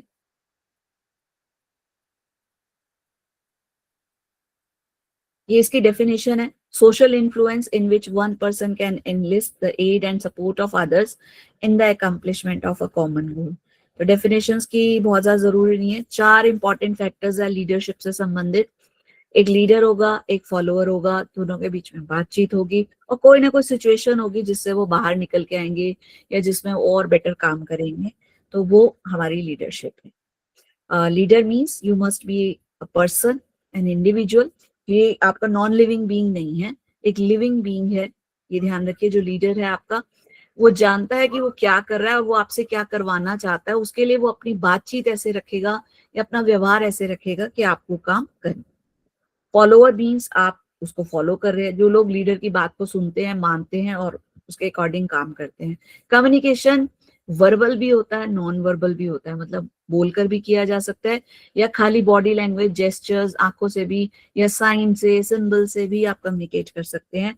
और सिचुएशन कोई भी हो सकती है जिसमें आपको काम करना है। देन स्टाइल्स ऑफ लीडरशिप, ये हमारे करिकुलम में लिखा हुआ था और इम्पॉर्टेंट टॉपिक है। 3 स्टाइल्स होते हैं लीडरशिप के, ठीक है। एक है ऑटोक्रेटिक, जिसको हम बॉस सेंट्रिक भी कहते हैं, मतलब जैसा आपका बॉस है ना, जो बॉस है ना वो कहता है बस जो मैंने कह दिया वही पत्थर की लकीर है। हालांकि इस तरीके का लीडर बहुत अच्छा नहीं माना जाता जो ऑटोक्रेट हो, इसमें हम सबसे बड़े एग्जांपल देते हैं हिटलर का, ठीक है। तो ऑटोक्रेटिक लीडर होता है। दूसरा होता है पार्टिसिपेटिव या डेमोक्रेटिक, और तीसरा होता है फ्री रेन या लेजर भी बोलते हैं इसको, या डेलीगेटिव होता है। कुछ कुछ नाम से आप लोगों ने अंदाजा लगा दिया होगा कि क्या क्या फीचर हो सकती है एक ऑटोक्रेटिक लीडर की। एक डेमोक्रेटिक जैसे गांधी जी हो गए, ठीक है। फ्री रेन, इसमें आप ये मान के चले कि जब आप पूरी फ्रीडम दे देते हो कि भाई जरूरत हो तभी मुझे पूछना, अदरवाइज तुम आप ही देख लो सारा काम, तो वो उस तरीके की जो लीडरशिप होती है वो फ्री रेन होती है। और एक चीज आपको बता दें, कोई भी एक परफेक्ट स्टाइल सबसे अच्छा नहीं होता। अगर आप कहें कि ऑटोक्रेटिक खराब है तो ऐसा नहीं है। जब सिचुएशन वॉर की हो, जब सिचुएशन डू और डाई की हो, जहां आपको लगे रूल्स और रेगुलेशंस को मनवाना या डिसिप्लिन मेंटेन करना जरूरी है, you have to be autocrat there, ठीक है। इट डजंट मीन कि आप किसी को हैरेस करें, लेकिन ऑटोक्रेट होना पड़ता है वहां पे जब वॉर सिचुएशन हो, डू डाई वाली हो। डेमोक्रेटिक इन जनरल 90% केसेस में आपको डेमोक्रेटिक ही रहना पड़ता है। आप सबसे कंसल्ट कीजिए, बातचीत कीजिए, उनके सुझाव लीजिए, फाइनल अथॉरिटी आप अपने पास रखिए और रूटीन के काम के लिए लोगों को अथॉरिटी दे दीजिए। फ्री रेन होता है कि लीडर एक साइड हो गया या मैनेजर एक साइड हो गया, अब उसे लग रहा है ये तब काम कर सकता है जब आपकी टीम बहुत ही स्ट्रॉन्ग, स्किल्ड हो और क्वालिफाइड हो, कि आपने उनको प्रोजेक्ट्स दे दिए कि भैया तुम लोग करो, जहां मेरे सपोर्ट की जरूरत हो सिर्फ वहां आना मेरे पास, तो वो डेलीगेटिव होती है। मैक्सिमम लिबर्टी आपने अपने एम्प्लॉइज को दे दी। तो 3 स्टाइल्स काउंट किए जाते हैं हमारे लीडरशिप के अंदर।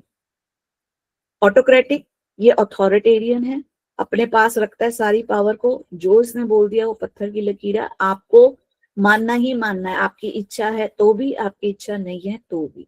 तो डिसीजंस जो है वो एनफोर्स किए जाते हैं और ये बॉसिंग टाइप का हो जाता है। मैंने आपको ना बॉस सेंट्रिक हो जाता है, जैसे हम पढ़ाई में कहते हैं ना टीचर सेंट्रिक है या स्टूडेंट सेंट्रिक है, तो ये एम्प्लॉयर सेंट्रिक होता है।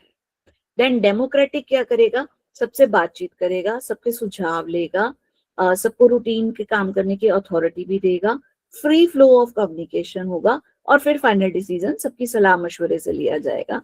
So that is called democratic. इसी को पार्टिसिपेटिव स्टाइल भी कहते हैं। और तीसरा होता है लेजर या फ्री रेन या डेलीगेटिव स्टाइल। 3 नाम है, ये ध्यान रखिएगा, आप बेशक से कॉपी पेन लेके बैठे तो नोट भी कर लीजिएगा, तीनों का मतलब सेम है, लेजर या फ्री रेन या आपका डेलीगेटिव स्टाइल ऑफ लीडरशिप। इसमें आपने मैक्सिमम अथॉरिटी अपने एम्प्लॉयज को दे दी कि भैया तुम संभालो, जहां जरूरत हो वहां बात करना, पर यहाँ आपकी टीम हाईली स्किल्ड और इंटेलिजेंट होनी चाहिए। अब इस तरीके की जो है ना, अगर आप देखो ऑर्गेनाइजेशन हमारा ओवरऑल तो केवीएस ही है, लेकिन जब हम अपने स्कूल में आ जाते हैं तो स्कूल भी एक छोटा ऑर्गेनाइजेशन नहीं है, ठीक है। लेकिन आपका स्कूल किसके अंदर आता है, रीजनल ऑफिस के अंदर। अब रीजनल ऑफिस भी एक पार्ट ऑफ ऑर्गेनाइजेशन है, तो रीजनल ऑफिस में डीसी ने क्या किया, सारे प्रिंसिपल्स को लिबर्टी दे दी कि भैया तुम्हारा स्कूल है, तुम देखो, जहां लगे कि हाँ ये थोड़ा इशू कॉम्प्लिकेटेड है तो वहां हमसे सलाह मांगो, बाकी फुल लिबर्टी प्रिंसिपल को देगी। तो it's a kind of leisure sphere, ठीक है। तो कोई भी स्टाइल अपने आप में परफेक्ट नहीं होता, तीनों की अपनी अपनी इंपॉर्टेंस है और तीनों का मिक्स यूज होता है एक ऑर्गेनाइजेशन में, ठीक है। थ्योरीज ऑफ लीडरशिप, ये आप नोट कर लीजिएगा। ये मेरे लिए भी थोड़ा था कि रिवाइज करना है सारा टॉपिक, तो मैंने फिर आज इसको अच्छे से पढ़ा। 8 थ्योरीज आपके मैम, सामने लिखी हुई हैं। जी सर। एक सुधा मैम ने मैसेज किया, इंस्ट्रक्शनल लीडरशिप कुछ होता है? इंस्ट्रक्शनल लीडरशिप सर ऑटोक्रेटिक वाली होती है, उसी को बोलते हैं, ओके। उसी का ही पार्ट है। एज सच कोई स्टाइल नहीं, 3 ही है सर, 3 ही स्टाइल है आपके मेन। इंस्ट्रक्शन जिसमें आप दे जा रहे हो और दूसरे की नहीं सुन रहे, वो ऑटोक्रेटिक नहीं जाएगी सर। Okay, thank you. ठीक है सर। लीडरशिप थ्योरीज जो है वो है आपकी ग्रेट मैन थ्योरी, देन इसके बाद ट्रेट आती है, इसमें पार्ट के नंबर पे लिखी हुई है, थोड़ा ऊपर नीचे होगी बट सीक्वेंसिंग की बहुत ज्यादा जरूरत नहीं है। Behavioural theory, situational theory, contingency theory, participative theory और management theory, and lastly servant theory. तो ये 8 थ्योरीज हैं लीडरशिप की, एक एक करके इनको ले लेते हैं। ग्रेट मैन थ्योरी, देखो थ्योरीज जितनी भी है ना लीडरशिप की, वो इस बात पे अड़ी हुई है कि लीडर्स पैदा होते हैं या लीडर्स बनाए जाते हैं, इन्हीं चीजों में थ्योरीज घूमती हैं। ठीक है, तो जो सबसे पुराना और ओल्डेस्ट कॉन्सेप्ट था थ्योरी का, जो आप ये कह लीजिए कि बहुत ओल्ड एज में, ओल्ड एरा में चलता था, तो वहां ये माना जाता था कि गॉड गिफ्टेड लोग होते हैं जो लीडर्स होते हैं। ठीक है, मतलब वो पैदा ही इन क्वालिटीज के साथ होते हैं कि वो लीडर बन सके। लीडर आप एजुकेट नहीं कर सकते या बना नहीं सकते, वो पैदा ही होते हैं। ये कॉन्सेप्ट था ग्रेट मैन थ्योरी का। ठीक है, सबसे पुरानी, हालांकि इसको बहुत क्रिटिसाइज किया गया कि ऐसा नहीं होता, सब कोई पैदाइशी लीडर नहीं होते, बाद में डेवलप भी किए जा सकते हैं, कुछ क्वालिटीज वो सीख भी सकते हैं, कुछ स्किल्स भी सीख सकते हैं। तो जो ओल्डेस्ट और सबसे कम यूज होती है अब थॉट, वो है ग्रेट मैन थ्योरी, कि great leaders are born not made. ठीक है, they will arise when there is a great, वो कहते हैं ना भगवान का अवतार होगा, तो वो वाला थ्योरी, उस टाइप का थ्योरी जो है वो ग्रेट मैन थ्योरी कहलाता है, कि लीडर के अंदर ऐसी कैरेक्टरिस्टिक्स और ट्रेट्स हैं जो बाकी लोगों में नहीं है, और ये बाय बर्थ है उसके पास, चाहे वो उसका चार्म है, चाहे वो उसकी पावर्स हैं, तो उसके पास ऐसी चीजें हैं जो उसको जन्म के साथ मिली हैं और बाकी लोगों में नहीं है, और बाकी लोग उसको डेवलप भी नहीं कर सकते, तो वो ग्रेट मैन थ्योरी है। ठीक है, देन इस थ्योरी का बहुत क्रिटिसिज्म हुआ कि ऐसा नहीं है, बहुत से लोग धीरे धीरे एजुकेशन के थ्रू अपनी स्किल्स को डेवलप करते हैं और वो भी अच्छे लीडर बन सकते हैं। तो ट्रेट थ्योरी आई। ट्रेट थ्योरी ने कहा कि ठीक है, पैदा होते होंगे, बट कुछ ऐसे भी होते हैं जो डेवलप किए जा सकते हैं। तो ट्रेट अप्रोच ये कहती है कि ग्रेट मैन थ्योरी ठीक है अपनी जगह, पर पूरी तरीके से सही नहीं है। ये माना गया कि बहुत सारे स्किल्स और ट्रेड्स ऐसी हैं जो डेवलप की जा सकती हैं, जिनको सीखा जा सकता है और लीडर्स बनाए जा सकते हैं, वो सिर्फ पैदा नहीं होते। ठीक है, they are not born, they can be made और डेवलप्ड। ये ट्रेड थ्योरी ने कहा। ट्रेड थ्योरी में वो क्या कहते हैं, लीडरशिप में एक एम्बिशन होना चाहिए, उससे वो लीड कर पाएगा, उसके अंदर वो एनर्जी होनी चाहिए। अगर वो एनर्जी वो डेवलप करता है या वो ऑनेस्टी से काम करता है, तो उसमें खुद ही सेल्फ कॉन्फिडेंस आएगा। And if he is intelligent, educate किया जाता है उसको, तो वो जॉब रेलेवेंट नॉलेज भी दे पाएगा और लोगों को लीड भी कर पाएगा।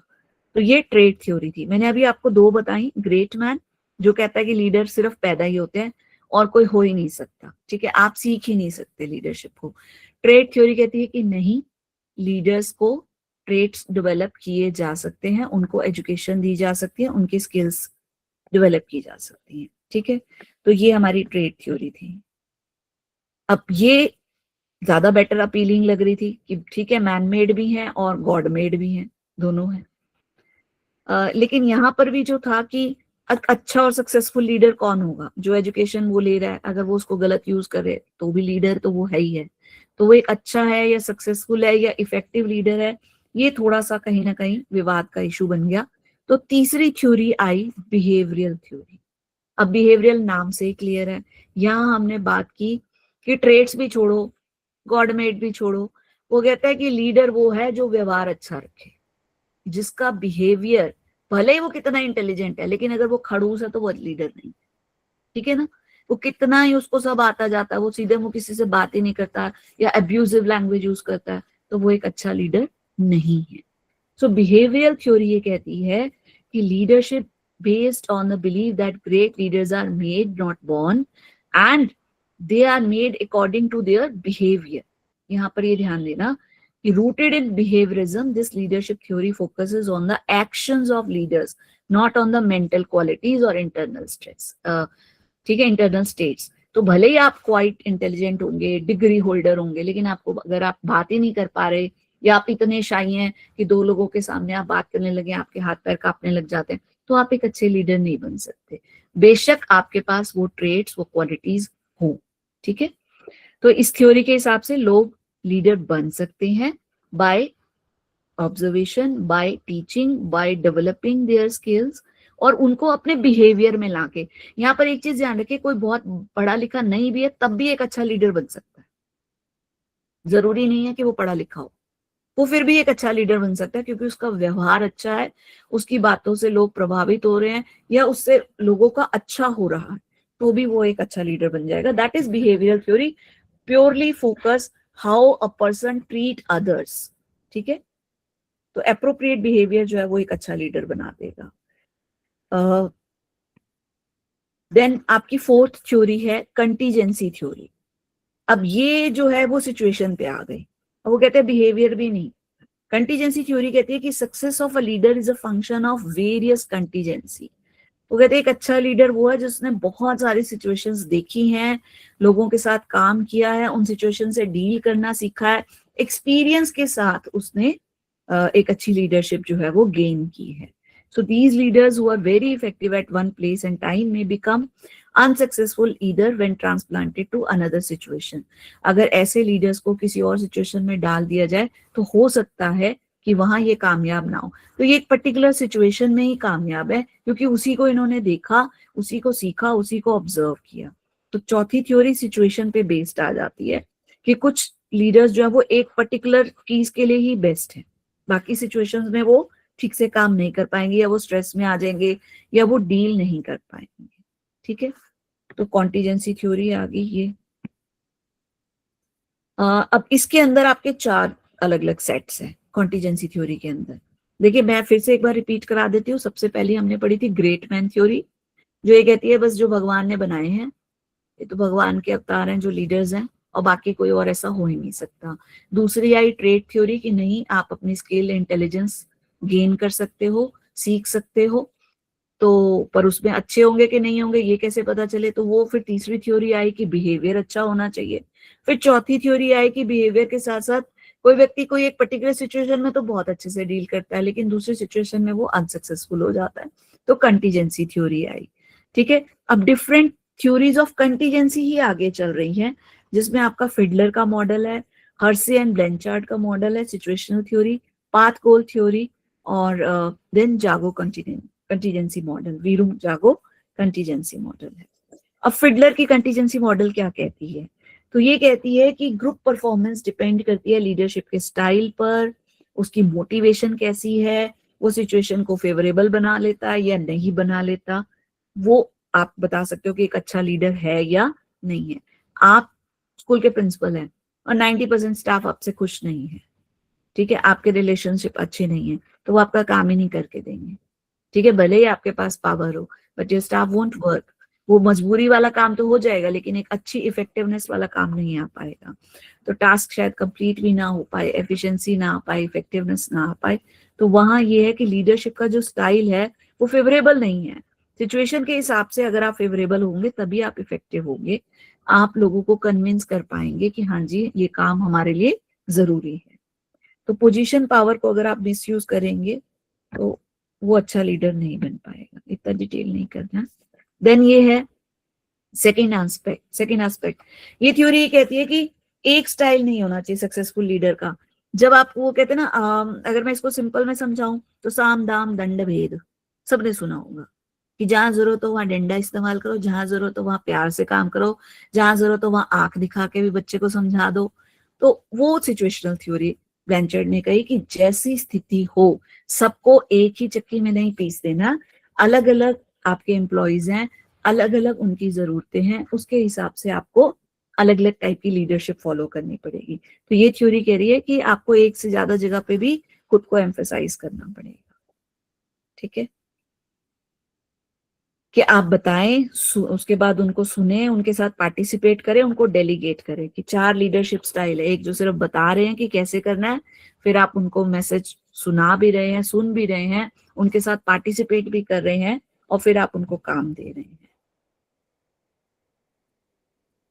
Then the third is path goal theory. ये चारों कंटीजेंसी में, ये ध्यान रखिएगा, जो आगे आपने 7-8 पढ़ी थी, बेसिकली कंटीजेंसी के ही 4 पार्ट्स आगे हैं।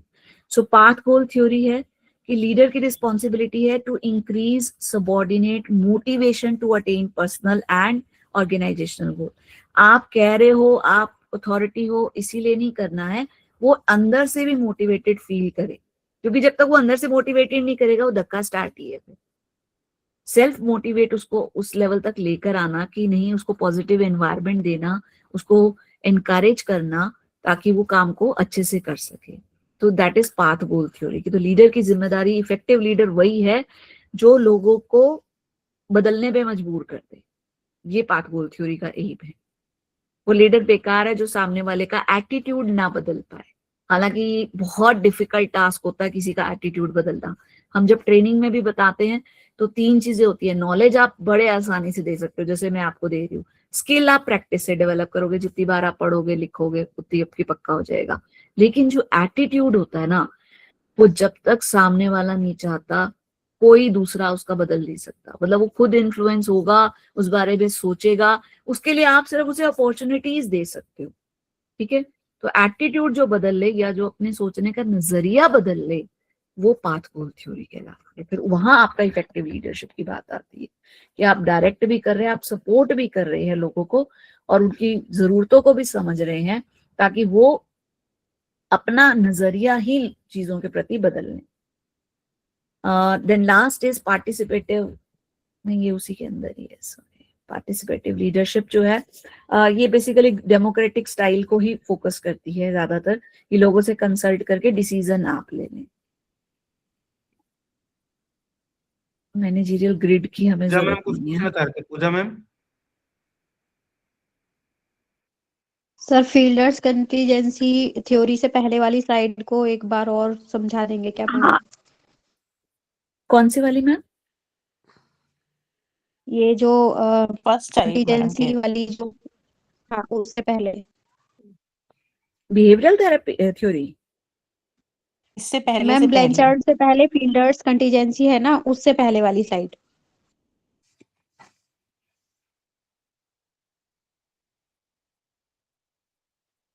ये है मैम चार, जो ये फिर कंटीजेंसी थ्योरी के हाँ जी 4 हाँ जी मॉडल हैं। हाँ जी मैम। हाँ जी मैम, हाँ कंटीजेंसी जी मैम, थ्योरी ना sorry। बेसिकली सिचुएशन पे बेस्ड है। जैसे मैंने कहा ना, पहले वाले में उन्होंने कहा कि पैदा ही हुए, दूसरे में उन्होंने कहा कि उन्होंने सीख लिया, तीसरे में उन्होंने कहा कि अच्छा लीडर वो है जिसका व्यवहार अच्छा हो, चौथे में उन्होंने कहा कि जो सिचुएशन के हिसाब से उस सिचुएशन को बेहतर डील कर सके वो अच्छा लीडर है, हर सिचुएशन में जो सेट बैठ जाए। अब कुछ लोग होते हैं एक तरीके की सिचुएशन तो डील कर लेते हैं, जैसे ही थोड़ा चेंज आ जाता है वो परेशान हो जाते हैं।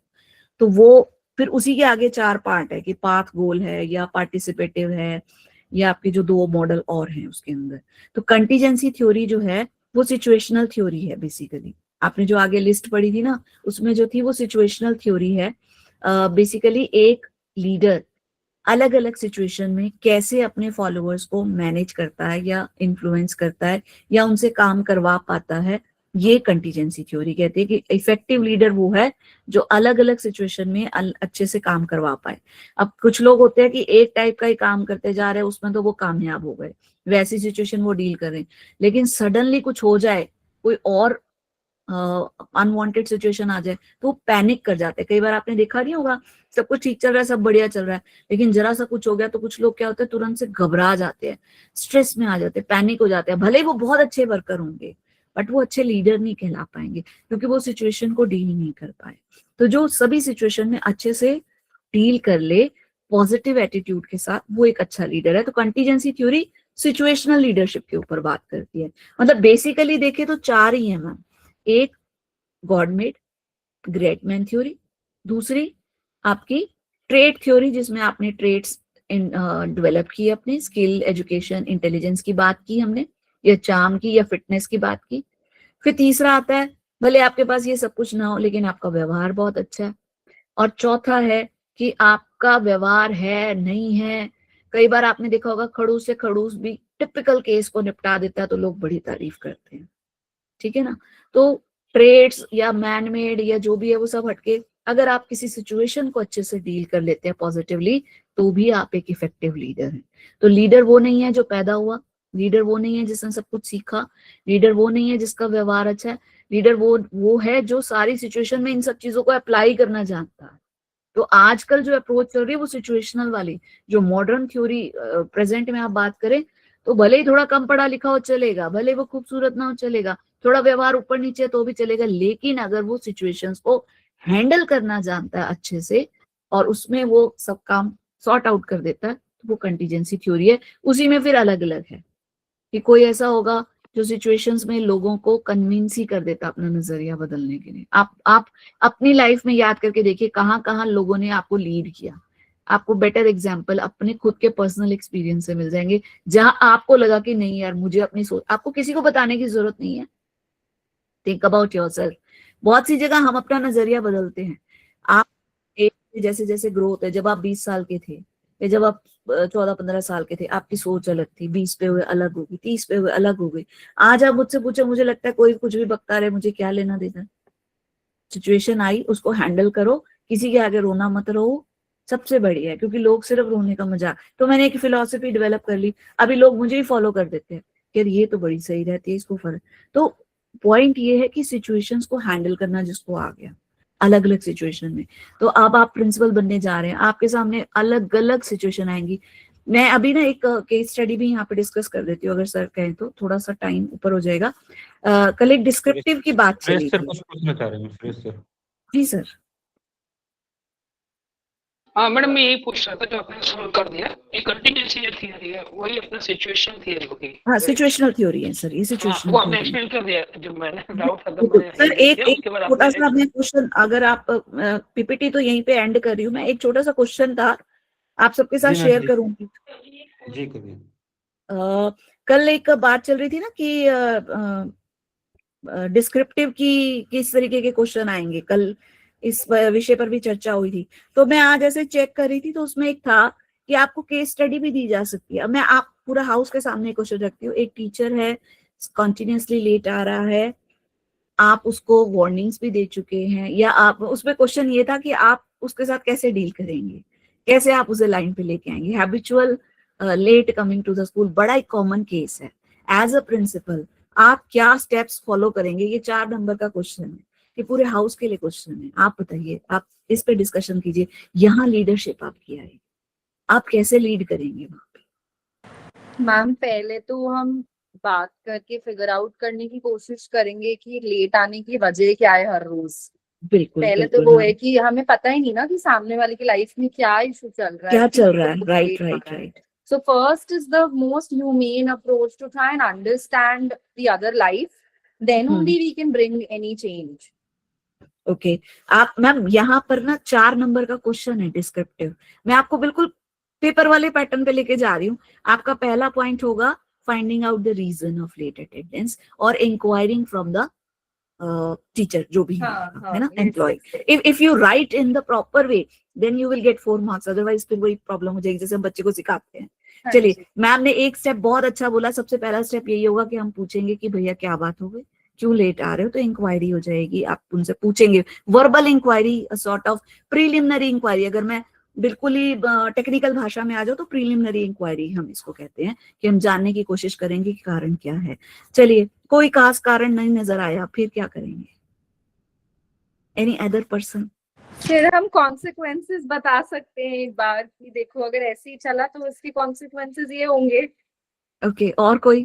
केशव सर। उससे पहले ऑर्गेनाइजेशन नीड की क्या जरूरत है, टाइम से आने की क्या नीड्स है, मतलब क्यों आना चाहिए, वापस से समझाने की जरूरत है कि उसकी क्या क्या इफेक्ट्स टीचिंग पे पड़ रहे हैं, बच्चों पे पड़ रहे हैं, ऑर्गेनाइजेशन पे पड़ रहे हैं। Right right.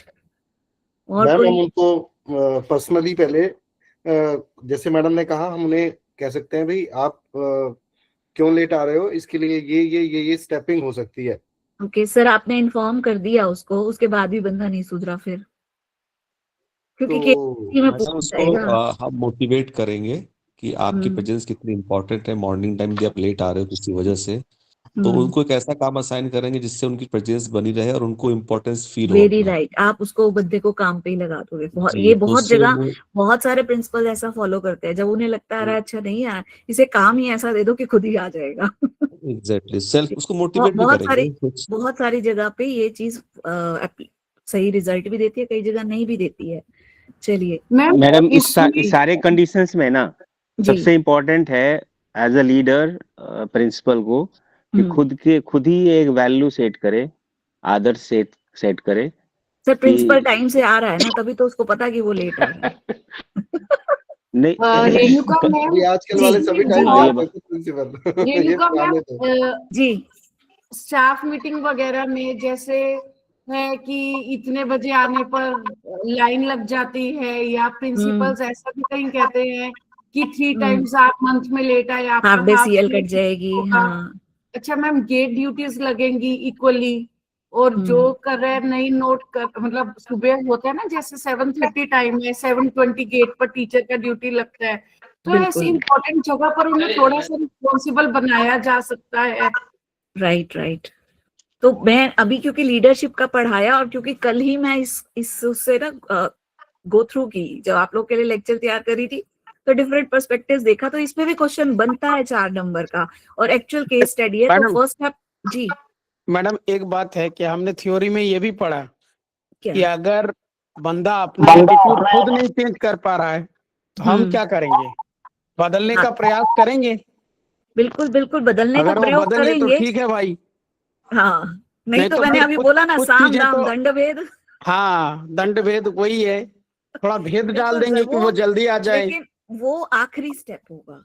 एक इफेक्टिव लीडर का फर्स्ट स्टेप वही रहेगा कि प्रिलिमिनरी आप इंक्वायरी करें, जानने की कोशिश करें। दूसरा, जैसा शिल्पा मैडम ने बोला कि हम उनसे बताएंगे कि ठीक से या टाइम से आने की इम्पोर्टेंस क्या है, उसकी वैल्यू बढ़ेगी, उसके बच्चों का सिलेबस पूरा हो जाएगा, ऑर्गेनाइजेशन गोल्स अच्छे, हम मोटिवेट ही करेंगे। थर्डली उसको एक उसकी मोटिवेशन देंगे। इसको उसकी इम्पोर्टेंस दिखा के कि भाई कई प्रिंसिपल्स कर भी रहे हैं, कर करते रहे भी हैं हैं। कर रहे हैं मैम, बिल्कुल हाँ। आपका पॉइंट, बिल्कुल मैंने नहीं इसीलिए कहा नहीं, मैं नंबर 2 ऐड ही पे कर रही आपका हूँ मैडम, पॉइंट। उसमें हाँ आप इतना जी मतलब नहीं भी कराते होंगे तो वो तब भी आपको ऐसा फील कराते हैं कि so that you feel that you are doing a great job for great the job. Community, तो so that you yourself will motivate more and will do, जो नहीं कर पा बिल्कुल रहे हो वो भी बिल्कुल। करोगे। हाँ। तो मैम लीडरशिप तो वही अच्छी है जो आपको सेल्फ मोटिवेट कर दे, है ना। तो यही चीज तो आज हम प्रिंसिपल के लिए या वाइस प्रिंसिपल के लिए एग्जाम देने जा रहे हैं, तो कल को हमसे भी यही उम्मीद की जाएगी। इसीलिए मैंने ये केस आपके साथ सबके सामने रखा कि आपका एक प्रैक्टिकल जो 4 नंबर का क्वेश्चन कल बात कर रहे थे कि किस तरीके का है, तो ऐसा भी आ सकता है।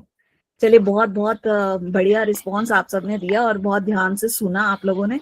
तो यादव सर, मैं बहुत बहुत धन्यवाद और आभारी हूँ, और आप सब में से कोई भी ऐड करना चाहता हो तो जहां तक बता अगर मैम सकते हैं। लिखने की बात आती है, सभी विद्वानगण यहाँ उपस्थित हैं, तो हाँ। क्या जैसे हम सीएल कटने और इसकी बात कर रहे हैं, तो लिखते टाइम हम पेपर में तो आई थिंक ये स्टेप में नहीं जाएंगे, तो ये भी लिखना है। नहीं सर, लास्ट मैम में बिल्कुल जो है, लास्ट CL वाला भी स्टेप लिखना में, जो लास्ट रीजन, बिल्कुल लास्ट सॉर्टिंग, जैसे डेमोक्रेटिव वाला। हाँ नहीं मैम, पर ये है ना, क्योंकि आप एक अभी गवर्नमेंट एम्प्लॉई हैं और एक मिनट मैम, ये रूल भी पढ़ रहे हैं। बीच में मैं जी सर। रोकना चाहूंगा एक जी मिनट। जी आप जी। लोग अभी जाए ना, 10 मिनट का एक सेशन और होगा, सान्या मैडम लेंगी, क्लास लीव ना करें। ओके तो सर। 10 मिनट का एक रेजिग्नेशन पे सेशन लेंगी मैडम।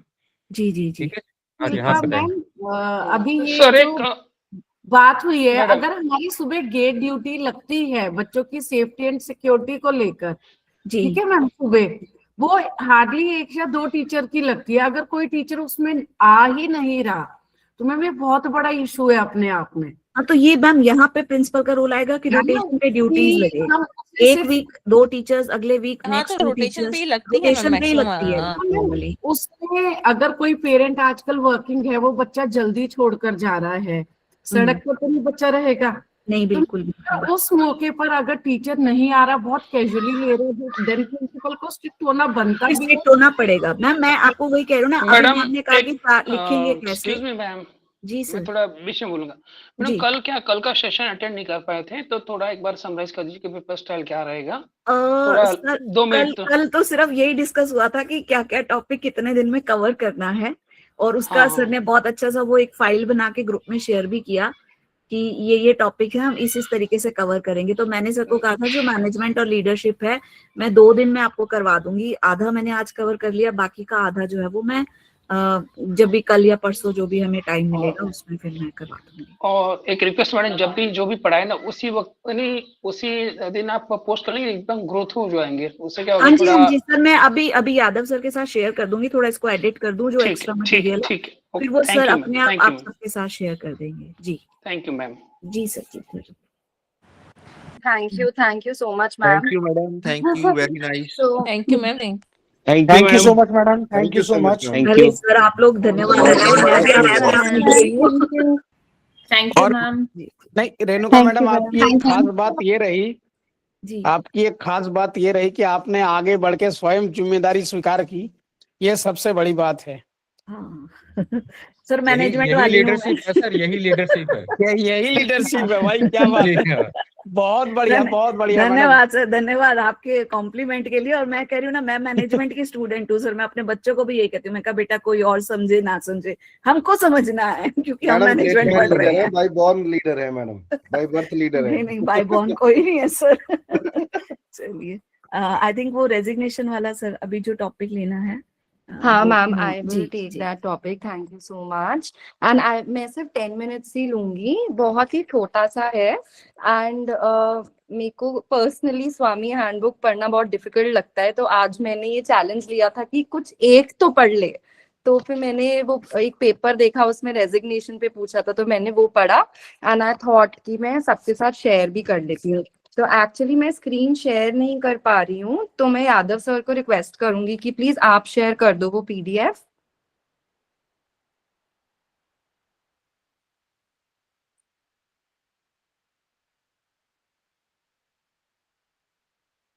यादव सर आप प्लीज वो शेयर कर दो कि पीडीएफ रेजिग्नेशन वाली। हाँ जी हाँ जी हाँ जी। तो जी कर रहा हाँ हूँ। जी हाँ जी, ये पीडीएफ मैं ग्रुप में भी डाल दूंगी। ये स्वामी हैंडबुक में से ही मैंने इसका भी स्कैन लिया है। एंड रेजिग्नेशन क्या है? नंबर 1, अपनी मर्जी से राइटिंग में दे देना that I don't want to continue with this job any more. Simply देखा जाए तो रेजिग्नेशन का ये मतलब है। तो अब रेजिग्नेशन जब हम देते हैं तो कब वो एक्सेप्ट होता है? क्या देने के बाद मैं विड्रॉ कर सकती हूँ? अगर मैं विड्रॉ कर सकती हूँ तो मैं कब तक कर सकती हूँ? और एक बार एक्सेप्ट हो गया रेजिग्नेशन तो भी क्या स्कोप है कि मैं उसको विड्रॉ कर लूं? तो यहाँ पे वो सब समझाया है। एंड ये भी बताया है कि हमें अगर रेजिग्नेशन देना है तो हमें किसको देना है। एंड रेजिग्नेशन अगर हम देते हैं तो हम कौन से बेनिफिट्स गवा देते हैं एक रेजिग्नेशन डालने पे। एक टर्म हम सब ने सुनी होगी, टेक्निकल रेजिग्नेशन। तो किन सिचुएशंस में एक नॉर्मल रेजिग्नेशन को एक टेक्निकल रेजिग्नेशन कहा जाता है, यहाँ पे वो भी एक्सप्लेन्ड है। So without taking much time I will just quickly go over this. तो सबसे पहला पॉइंट इन्होंने बताया है that resignation should be clear and unconditional. स्पष्ट शब्दों में होना चाहिए, अनकंडीशनल होना चाहिए, मतलब कोई कंडीशंस नहीं होंगी कि मेरा रेजिग्नेशन ऐसा हो तो ही लिया जाए। अनकंडीशनल होना चाहिए। एंड हमारी अपॉइंटिंग अथॉरिटी को वो सबमिट किया जाना चाहिए। हमारी अपॉइंटिंग अथॉरिटी हमें कहाँ से पता चलेगी? हमारे अपॉइंटमेंट लेटर पे जिनका सिग्नेचर है वो हमारी अपॉइंटिंग अथॉरिटी है। Resignation usually straight away accept किया जाता है, लेकिन कुछ केसेस में एक्सेप्ट नहीं होता है डायरेक्टली या स्ट्रेट अवे, या कुछ टाइम लग सकता है। अब वो केसेस कौन से हैं?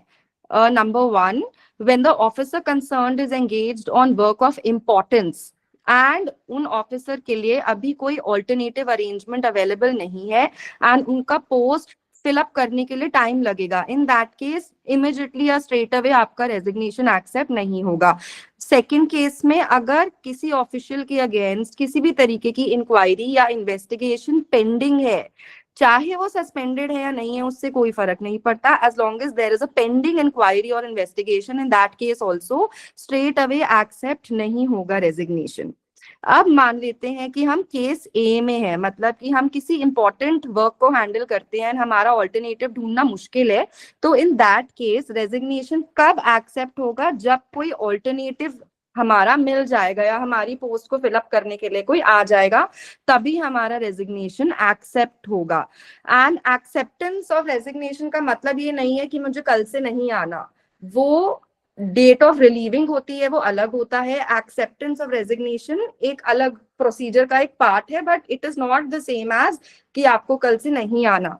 तो अगर हम बी की बात करें, मान लेते हैं कि किसी के अगेंस्ट इंक्वायरी चल रही है, तो भी स्ट्रेट अवे उनका रेजिग्नेशन एक्सेप्ट नहीं होगा। किन केसेस में हो सकता है? केसेस कवर्ड अंडर बी, यानी कि इंक्वायरी चल रही है अभी किसी के अगेंस्ट एंड उन्होंने रेजिग्नेशन डाल दिया। Resignation will not be accepted if it is in public interest or to pursue or there is any disciplinary case. However, the resignation can be accepted when, number 1, जो inquiry चल रही है it does not involve moral turpitude, यानी कि कोई posh का claim नहीं है, पॉक्सो का कोई इल्जाम नहीं है, in that case resignation accept हो सकता है, या फिर कोई पब्लिक क्लेम सेटलमेंट अभी उसमें नहीं है तो वो भी हो सकता है। सेकेंडली, अगर केस जो है वो थोड़ा फ्रिवलस सा लगे, यानी कि कोई बहुत ज्यादा स्ट्रॉन्ग बेस नहीं है एम्प्लॉय के अगेंस्ट जो जाना चाहते हैं, एंड कोई ऐसा स्ट्रॉन्ग केस नहीं है कि इवेंचुअली इनको टर्मिनेट या डिसमिस करना पड़ जाए, in that case also resignation accept किया जा सकता है। ऑल्सो इनको पेंडिंग रखे और ये केस चलाते रहें, अगर उसमें बहुत ज्यादा खर्चा होने वाला है तो उससे बेटर है कि आप इनका रेजिग्नेशन एक्सेप्ट कर लो, because that will be cheaper for the exchequer. Exchequer इस केस में कौन हुआ? एक्सचेकर इस केस में हमारी ऑर्गेनाइजेशन हुई।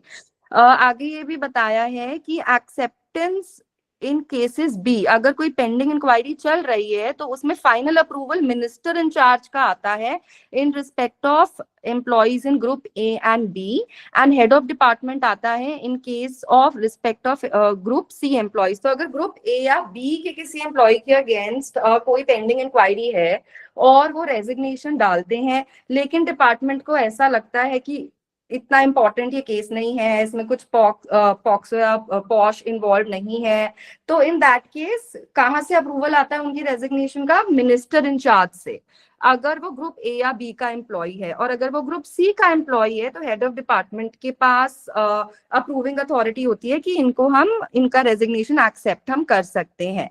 अब अगर कोई भी एम्प्लॉय जो है वो Indian audit and accounts department के अंदर आता है, तो इस केस में उनका रेजिग्नेशन जो है वो सिर्फ हेड ऑफ द डिपार्टमेंट यानी कि कंट्रोलर एंड ऑडिटर जनरल ही एक्सेप्ट कर सकते हैं। आगे एक्सेप्टेंस ऑफ रेजिग्नेशन से पहले ये देखना जरूरी है कि विजिलेंस क्लियरेंस है। Competent authority has to ensure कि विजिलेंस क्लियरेंस है, and this clearance should be accorded expeditiously, मतलब कि बहुत ही केयरफुली ये विजिलेंस अप्रूवल जो है वो ग्रांट करना है। Resignation will not be accepted until all departmental dues are fully adjusted. कुछ और लेना देना नहीं बचा है, हमारा कोई ड्यूज नहीं है, हमें नॉन ड्यूज हो चुका है, then only our resignation will be accepted. Accepting authority will decide the date from which the resignation should become effective. So accepting the resignation is one thing, and किस दिन से ये resignation in effect आ जाएगा, that is another thing. तो कब वो effective होता है? Resignation does not become effective merely because it is accepted, but it becomes effective on the date when the employee is actually relieved from his duties. तो relieving की date is the date जिसके बाद वो कह सकता है कि ठीक है अब मुझे कल से काम पे नहीं जाना है। फिर an official who's quitting his post before receiving intimation of acceptance is liable for to be proceeded against both legally and departmentally. इसका क्या मतलब है? मैंने आज रेजिग्नेशन डाल दिया, अभी वो एक्सेप्ट भी नहीं हुआ, मेरे पास कोई कम्युनिकेशन भी नहीं आई, और मैंने ये सोच लिया कि मैंने तो रेजिग्नेशन डाल दिया है, अब मेरी कोई रिस्पॉन्सिबिलिटीज नहीं है, अब मैं अपनी मर्जी से जाऊं, अपनी मर्जी से आऊं या ना भी जाऊं तो क्या फर्क पड़ता है? It is not like that. In that case I will be prosecuted and proceedings can be taken against me both legally as well as departmentally. Next समझाया है government service quitting service on resignation. ऐसे case में आपको कोई भी pension, gratuity या terminal benefit जो है वो नहीं मिलेगा, लेकिन आपको क्या मिलेगा? Suo motu. ये क्या है? Cash equivalent to the extent of half earned leave. तो एक चीज हाँ जी मुझे मैम, सबसे पूछना है, मेरे को थोड़ा एक लाइन में क्वेरी है, ये 8th वाला जो लाइन आया है अभी, हाँ जी, इसमें जैसे लिखा है intimation before receiving the intimation of acceptance of his हाँ रेजिग्नेशन। जी, हाँ जी। तो मैंने रेजिग्नेशन डाल दिया, लेकिन मुझे अभी तक ये बताया नहीं गया है ना कि मेरा रेजिग्नेशन एक्सेप्ट हुआ है या रिजेक्ट हुआ है। वही मैं कहना चाह रही हूँ, अगर रेजिग्नेशन एक्सेप्टेंस की बात हो रही है, रिलीविंग की हाँ। बात नहीं हो रही, तो नहीं, अनऑफिशियल नहीं। Quitting is yes yes yes, you are right. If it is not, देखो रिलीविंग और एक्सेप्टिंग अलग अलग है। एक्सेप्टिंग मतलब my department has accepted my resignation and now it is going to start doing the procedures, जैसे मेरा vigilance check करेंगे। Basically मुझे रिलीव नहीं कर रहे हैं वो अभी, बट उन्होंने एक्सेप्ट कर लिया है that okay this person wants to go, तो अभी वो बाकी का प्रोसीजर करना शुरू कर देंगे। मेरा क्वेरी सबसे ये है, खाली मैं मतलब लाइन में खुद कंफ्यूज हो सकती हूँ कि वो कह रहे हैं कि एक्सेप्टेंस, इंटीमेशन ऑफ एक्सेप्ट मतलब जो आपने इंटीमेट किया, एक्सेप्टेंस नहीं आया। हाँ जी, नहीं, हमने तो रेजिग्नेशन डाला, लेकिन हमें शिल्पा वापसी मैम में कोई इंटीमेशन नहीं मिली। जी, इसमें है ना, जैसे मान लीजिए मैंने रेजिग्नेशन के लिए रेजिग्नेशन लेटर दे दिया ऑफिस में, और ऑफिस ने एक्सेप्ट नहीं किया, उसको एक्सेप्ट करने के बाद इंटीमेशन मुझे नहीं दिया, उससे पहले मैंने ऑफिस छोड़ दिया या क्विट कर दिया अपनी सर्विस को, तो मेरे खिलाफ लीगली और डिपार्टमेंटली एक्शन लिया जाएगा। ये लाइन सर मीनिंग। सर मैं समझी वो लाइन, मेरा कहना ये है कि अगर एक्सेप्टेंस आ गया और रिलीविंग नहीं हुआ तो क्या क्विट कर सकते हैं, ये लाइन ऐसा भी कह रही है क्या? नहीं नहीं नहीं नहीं मैम, नहीं वो नहीं, वो ऊपर बताया ना कि इन हाँ, इफेक्ट क्विट नहीं करना। रेजिग्नेशन हाँ किस नहीं, दिन वो से तो मैं आया। ऊपर समझ गई मैम, लेकिन यहाँ जैसे लिखा है कि एक्सेप्टेंस अगर नहीं आया और आपने क्विट किया, तो एक्सेप्टेंस अगर आ गया तो भी तो क्विट नहीं कर सकते हैं। नहीं कर सकते, नहीं क्विट नहीं कर कर सकते, सकता। हाँ, नहीं नहीं नहीं नहीं। मिनिस्ट्रियल इंचार्ज कौन होते हैं? मैम एक नोटिस पीरियड देना होता है, कोई भी रेजिग्नेशन आप हाँ कहीं जी से भी मैम, देते हो मैं ना, यही वो बोल रही नोटिस थी। पीरियड तक नहीं आपको वो ना मालूम है काम मैडम, करना एक्चुअली है। जो लाइन है ना, वो लाइन हाँ, वो लाइन में मैम, लाइन जो इवन मीनिंग आफ्टर दे रही है। Receiving the acceptance you have to go to the job, वो आपको पूरी फॉर्मेलिटीज करनी पड़ती है मैम। हाँ जी मैम, मैडम मैं भी ऐड करना ग्रुप चाहूंगी ए मैम। और बी के लिए जो मिनिस्ट्रियल इंचार्ज है ये कौन होते हैं मैडम? सर हमारा जो अपॉइंटमेंट लेटर है ना, उस पे नीचे एक अथॉरिटी का साइन होता है। जैसे मैंने अपना चेक किया था आज निकाल के, तो उस पे डेप्यूटी कमिश्नर का साइन है। तो डीसी मेरी अथॉरिटी है, फिर मुझे उनको देना है अपना रेजिग्नेशन लेटर। मतलब I could be wrong also because I am still very young. नहीं मैम, वही है, डीसी होती है, अपॉइंटिंग अपॉइंटमेंट के अथॉरिटी, प्रॉपर चैनल से जाएगी। हाँ प्रॉपर मैडम चैनल अपॉइंटिंग से अथॉरिटी जाएगा। होती है, उसी को देना होता है। एक्सेप्टिंग अपॉइंटिंग अथॉरिटी जो है वो मेरी डिपार्टमेंट डीसी होता है। वो तो डिपार्टमेंट टू डिपार्टमेंट होता है, लेकिन ये तो सभी के लिए रूल अप्लाई होते हैं ना। तो इसमें जो मिनिस्ट्रियल इंचार्ज जो वर्ड आया वो जनरली किसके लिए अप्लाई होता है, मैं पूछ रहा अच्छा था। अच्छा, तो वो तो अगर इंक्वायरी चल रही होगी मेरे अगेंस्ट मान लेते हैं, और डीसी को लगता है ऐसा कि ये इंक्वायरी जो है ये फ्रिवलस है, वी कैन स्टिल रिलीव हर, तो वो फिर फाइल ऊपर भेजेंगे एंड इवेंचुअली वो मिनिस्टर इंचार्ज, तो हमारे जो इसमें ना मिनिस्टर राकेश उनके सर, पास जाएगा। जो हमारा डिपार्टमेंट जिस मिनिस्ट्री के अंडर आ रहा है ना, उसका जो इंचार्ज होगा वो आपका वो होगा। जैसे हम एजुकेशन मिनिस्ट्री में आ रहे हैं ना मैम, हाँ ये यस जितने भी आपके DIT है, NCERT है, CBSE, सब एजुकेशन मिनिस्ट्री के अलग अलग ऑटोनोमस ऑर्गेनाइजेशन है। ऐसे डिफरेंट डिफरेंट डिपार्टमेंट्स किसी ना किसी मिनिस्ट्री के अंडर आते हैं, तो उस मिनिस्ट्री का जो इंचार्ज होगा that will be the competent authority. तो हमारे लिए मिनिस्टर ऑफ एजुकेशन हो जाएंगे, है ना? केवीएस के केस में वो अपने जो शिक्षा मंत्री है वो हो जाएंगे। हाँ सर, ज्यादातर क्या होता है जो राज्य वाला होता है ना, वो जैसे जयंत चौधरी जी हैं, जितना मेरे को पता है, बाकी हो सकता है करेक्ट कर दीजिएगा, क्योंकि जो एजुकेशन मिनिस्टर हैं वो तो अपर पोस्ट पे हो जाता है ज्यादातर। ये नीचे का जो काम केवीएस देखते हैं वो में स्टेट। मैडम, केवीएस जी। में मिनिस्ट्री इंचार्ज नहीं होगा, केवीएस का अलग मैटर है। ये जो अच्छा। सेक्रेटरी रोल होते हैं ना, जो सेंट्रल गवर्नमेंट के हाँ। एम्प्लॉय हैं उनके लिए ये। अच्छा, तो हमारे केस में अगर ऐसा केवीएस में होता है अपने तो हेड कौन ऑफ करेगा? डिपार्टमेंट जो कमिश्नर होते हैं वो है। अच्छा, तो कमिश्नर के पास तक भेज सकते हो, वो अप्रूव कर सकते हैं फिर हमारा। अपने और जो अदर अपॉइंटिंग डिपार्टमेंट अथॉरिटी में होती है ना, कैबिनेट अपॉइंटिंग सेक्रेटरी होते अथॉरिटी, हैं। अदर डिपार्टमेंट में कैबिनेट सेक्रेटरी होते हैं। मेरी नॉलेज में पिछले स्कूल में एक टीचर, 2 टीचर टेक्निकल रेजिग्नेशन देकर दूसरे डिपार्टमेंट में गए थे। तो सर उनका टेक्निकल रेजिग्नेशन तब भी अप्रूव होकर डीसी ऑफिस से आया था। सर इस केवी में एक टीचर ने VRS लिया, 3 महीने पहले नोटिस डाला, वो भी अप्रूवल डीसी से मैम आया। उनका तो डीसी ऑफिस से ही आएगा ना, ऊपर तक डीसी वो डीसी फाइलें मैडम, जाएंगी डीसी जो जिनके होता है ना, against DC pending appointing cases authority होता हैं। है, अपना अपॉइंटिंग अथॉरिटी ही करता है। डीसी जो होता है अपॉइंटिंग अथॉरिटी होता है। ऊपर तक मेरे वो ख्याल से फाइलें जाएंगी यादव जिनके सर, अगेंस्ट पेंडिंग केसेस हैं। अपॉइंटिंग अथॉरिटी और the authority higher than the appointing authority, वही इसको पावर होती है। सर तो हाँ अगर जी, हाँ मान जी, हाँ। लेते हैं कि मैं आज रेजिग्नेशन डालती हूँ तो मेरे को तो डीसी ही देंगे, लेकिन अगर मेरे अगेंस्ट कोई पेंडिंग केस है तो इन दैट केस डीसी भी नहीं दे पाएंगे मुझे।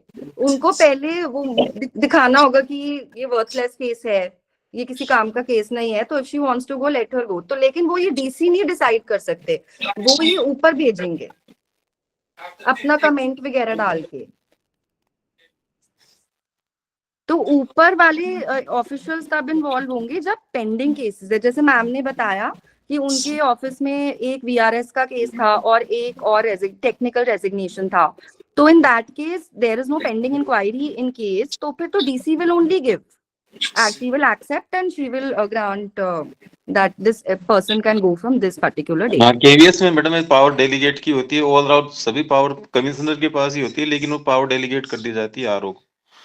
तो उनकी भी यहाँ पे काम होता है, जैसे अपन एप्लीकेशन में नीचे लिखते हैं ना, मतलब अधिकारी की सहमति से ये काम किया गया। जैसे तो प्रिंसिपल के ट्रांसफर आते हैं, उनके नीचे भी उसे लोअर ग्रेड के अधिकारी के साइन होते हैं, लेकिन उसमें ये लिखा होता है कि अधिकारी की अनुमति से किया जाता है, ऊपर वाले अधिकारी की अनुमति से किया जाता है। तो उन्होंने पहले परमिशन लेने के बाद में मतलब ओवरऑल जिम्मेदारी उन्हीं की होती है, पावर डेलीगेट कर दी जाती है अलग अलग पोस्ट के लिए। उसमें जो वर्ड होता है ना सर, वो है सक्षम अधिकारी की सहमति से। हाँ, उसमें क्या जो आप साइन देखेंगे वो मतलब ज्यादा बड़े अधिकारी के नहीं है, एसी के साइन होंगे, लेकिन जो अनुमति ली गई है वो बड़े अधिकारी वो से ली डीसी से ली गई होगी। सर हमारे लिए तो वो सक्षम अधिकारी जो कॉम्पिटेंट अथॉरिटी है वो अपॉइंटिंग अथॉरिटी तो होगा। हाँ, वो डीसी ही हाँ जी, हाँ जी, बिल्कुल। अब जैसे सर बात कर रहे हैं ना कि भाई हेडक्वार्टर से ट्रांसफर ऑर्डर आते हैं ना, तो जो एसी होते हैं हेडक्वार्टर में एसी होते हैं, उनके अंडर में वो डिपार्टमेंट होता है, तो उनके पास डेलीगेशन होता है, वो की पावर उनके पास कमिश्नर के द्वारा। That means teachers, hello hello so that means teachers अगर करते हैं स्कूल के, अगर टीचर्स है तो उनका अपॉइंटिंग अथॉरिटी डीसी हुए, और प्रिंसिपल अगर प्रिंसिपल रिजाइन करते हैं तो उनके अपॉइंटिंग अथॉरिटी कौन हुए? कमिश्नर। कमिश्नर भी नहीं है, जॉइंट कमिश्नर। अगर सर ये क्वेश्चन आता है तो इसमें हम फिर ये ऐसा ही आंसर करेंगे ना कि अगर प्रिंसिपल्स हैं तो जॉइंट कमिश्नर, और अगर टीचर्स हैं तो उनके लिए डिप्टी कमिश्नर जो उस रीजन के होंगे। Madam hello, joint commissioner admin. Hello, joint commissioner तो एक ही हुए ना। Hello madam, hello. हाँ जी sir. Madam, actually not like that, madam. It depend upon the type of the post. Your DC deputy commissioner has a power to give the resignation up to TGDs, madam. PRT and TGT. And TGT, but employing the PRT and TGT. The delegating the power by the commissioner to the deputy commissioner up to the TGTs, he can give the resignation letter based on the other inquiry of other things. Then thereafter above the TGTs, PGTs and VPs up to the joint commissioner. Thereafter principals is not joint commissioner. The principals, the resignation will given by secretary of the Minister of Education. Sir up to PGT DC होते हैं sir, TGT नहीं, up to PGT DC होते हैं। No sir, no sir, no up to PGT बोले sir. PGT भी DC ही होंगे, ध्यान रखिएगा। सर हाँ सर, पीजीटी कंफर्म है। एक्चुअली जो अपॉइंटिंग अथॉरिटी है, पीजीटी को अपॉइंटिंग अथॉरिटी कौन दे रहा है? डीसी दे रहा है, तो DC sir simple. No sir, पहले था सर, अभी चेंज हो गया ना once upon time। PGT appointing authority DC. अगर यहीं रोक दे, एजुकेशन कोड में ना क्लियर कट दिया हुआ कौन अपॉइंटिंग अथॉरिटी हमारे ऑर्गेनाइजेशन में है। बाद में डिस्कस करेंगे एक बार, तो वहां से आप डिस्कस कर लीजिए क्योंकि मैडम का टॉपिक छूट जाएगा। यस ठीक है, थैंक यू। वहां से clarify, but actually I think it's good that we are having these doubts here only. इसको नेक्स्ट सेशन में रख लेंगे मैडम, एक दिन हम ले आएंगे। इसको अलग सेशन में रख लेंगे। सर इसका एक 9th पॉइंट भी बड़ा इंपॉर्टेंट है। अगर कोई वीआरएस या रिटायरमेंट लेता है तो उसका एचपीएल खत्म हो जाता है, एचपीएल का पेमेंट नहीं मिलेगा। नहीं मैम, ये वीआरएस नहीं है, ये वीआरएस नहीं है मैम, रेजिग्नेशन है। डिफरेंट रेजिग्नेशन में भी ये देखो आगे ना, एचपीएल विल लैप्स। हाँ, रेजिग्नेशन का ही तो बात हो रहा है ना यहाँ पे, वीआरएस का नहीं हो रहा है। हाँ मैम, रेजिग्नेशन में भी अगर कोई करेगा उसका एचपीएल वो लैप्स हो जाएगा, मतलब उसका पेमेंट उसे नहीं मिलेगा। हाँ, वो लिखा है एचपीएल नहीं कह रहा, half of earned leave. HPL is different. आप ईएल भी हाफ मिलेगी और एचपीएल लैप्स हो जाएगी। यस हाँ जी मैम। सर हाँ, तो इसमें सर मगर वो तो तब है ना सर जब वो क्विट कर रहा है बिना उसके रेजिग्नेशन। हाँ, रेजिग्नेशन या मतलब जो भी है ना, रेजिग्नेशन कर रहा है तभी की बात है। हाँ, और वीआरएस हम अलग से करेंगे, वीआरएस अलग टॉपिक है। उसमें भी होता है, इसमें भी एचपीएल भी लैप्स हो जाएगा। दोनों केसेस में एचपीएल नहीं मिलता। वीआरएस तो एक्चुअली क्वालिफाइंग सर्विस के बाद मिलता है ना। Okay, so even in this case हमारा एचपीएल लैप्स हो जाएगा, और जो ईएल है उसका भी 150 डेज का ही मिलेगा मैक्सिमम, उसके आगे का सारा, और वो भी 50%। सो ऐसे लिखा है, however whatever is left will be paid suo motu, मतलब cash equivalent to the extent of half earned leave at his credit on the date of cessation of service subject to a maximum of 150 days. तो whichever is less उसको वो मिलेगा. 150 days अगर है तो ठीक है, नहीं तो फिर जितना अगर उसका 75 days ही बन रहा है तो उसको वही मिलेगा. And HPL उसकी सारी लैप्स हो जाएगी. Next point given है when a government service applies for a post in the same of or another department through proper channel. अब हम सब ने डायरेक्ट का भी भरा है ना एग्जाम, तो हम डायरेक्ट से भी केवी का भरे हैं और मान लो DSSB का भी हम भर दे और हमारा वहां पे सिलेक्शन हो जाए, तो इन दैट केस हमें हमारी प्रेजेंट पोस्ट से रिजाइन करना पड़ेगा. तो उस रेजिग्नेशन को हम कहते हैं टेक्निकल फॉर्मेलिटी. तो वो एक टेक्निकल रेजिग्नेशन बन जाएगा. लेकिन इसमें पास्ट सर्विस के जो बेनिफिट्स हैं they will be used for fixation of pay in the new post. Second, third leave at credit will be carried forward, and past service will be counted for pension to the same extent as it would have otherwise. But this one last point is only applicable for people before 31/12/2003. Reason being कि 1st Jan 2004 से तो हम सब NPS के अंदर आ गए थे. तो लास्ट पॉइंट में डेट हमारी इंपॉर्टेंट है कि कौन सी डेट तक वो पेंशनर्स को बेनिफिट देने की बात कर रहे हैं. Next, a government service who had applied for a post elsewhere. अगर यहाँ पे ज्वाइन करने से पहले मैंने पहले और भी कहीं पर अप्लाई किया हुआ है, then this has to be told to my appointing authorities in order to qualify for the above benefits. If a permanent employee is selected on the basis of his application for a post in central government department, office, state, etc., then my present department will hold my post for 2 years. और अगर मेरे new department में 2 साल के अंदर अंदर भी मेरी कॉन्फर्मेशन नहीं आती है, तो मैं संगठन से रिक्वेस्ट कर सकती हूँ कि आप 1 साल और के लिए मेरा जॉब जो है वो रोक के रख लो, विच मीन्स कि my lien period is extendable for 1 more year in case I am not given a permanent or a confirmed status in my new job. New job लेकिन सरकारी होनी चाहिए. Next, a government servant selected for a post in public sector enterprise or autonomous body will be released after obtaining and accepting his resignation from the government service. तो मेरा अगर accept होगा और वो मुझे एक्सेप्टेंस लेटर भी मिल जाएगा, जब ये सब कुछ मैं ऑब्टेन कर लूंगी उसके बाद ही मैं जा सकती हूँ. Such a resignation will not entail forfeiture of service for the purposes of retirement or terminal benefits. ये वाले benefits मेरे खत्म हो जाएंगे. In such cases, the government servant shall be deemed to have retired on my own only, and terminal benefits will be also taken away from me from the date of the resignation. He will be eligible only under certain rules or regulations. That's it. अब मैं withdraw कब कर सकती हूँ? मैंने गुस्से में तो रेजिग्नेशन डाल दिया, मुझे अच्छा नहीं लग रहा था यार, लेकिन अभी मैं कैसे विड्रॉ कर सकती हूँ? क्या विड्रॉ करने का भी कोई टाइम पीरियड है? पहली बात तो अगर मेरा रेजिग्नेशन एक्सेप्ट नहीं हुआ, अभी तक मुझे कोई इंटीमेशन नहीं आई है, तो that is a good time. I can quickly just inform that please just don't regard that application only. Second, मेरा रेजिग्नेशन एक्सेप्ट हो गया है लेकिन मेरे को अभी तक रिलीव नहीं किया गया है, तो वो विंडो भी है, लेकिन उसमें कॉम्पिटेंट अथॉरिटी रिजेक्ट भी कर सकती है, एक्सेप्ट भी कर सकती है. यूजुअली वो एक्सेप्ट ही कर लेती है, यानी कि वो आपसे कहती है कि कोई बात नहीं, आपको विड्रॉ करना है तो ठीक है. Withdrawal should normally be accepted. If it is rejected, grounds for such a rejection should be recorded and intimated to the government service. अब मान लो कि मैंने रेजिग्नेशन डाला था, वो एक्सेप्ट भी हो गया और मेरे को रिलीव भी कर दिया. That is, now everything has come into effect. The appointing authority may still permit withdrawal in case of permanent employees subject to the following condition. Number 1, availability of the vacated post or other comparable post.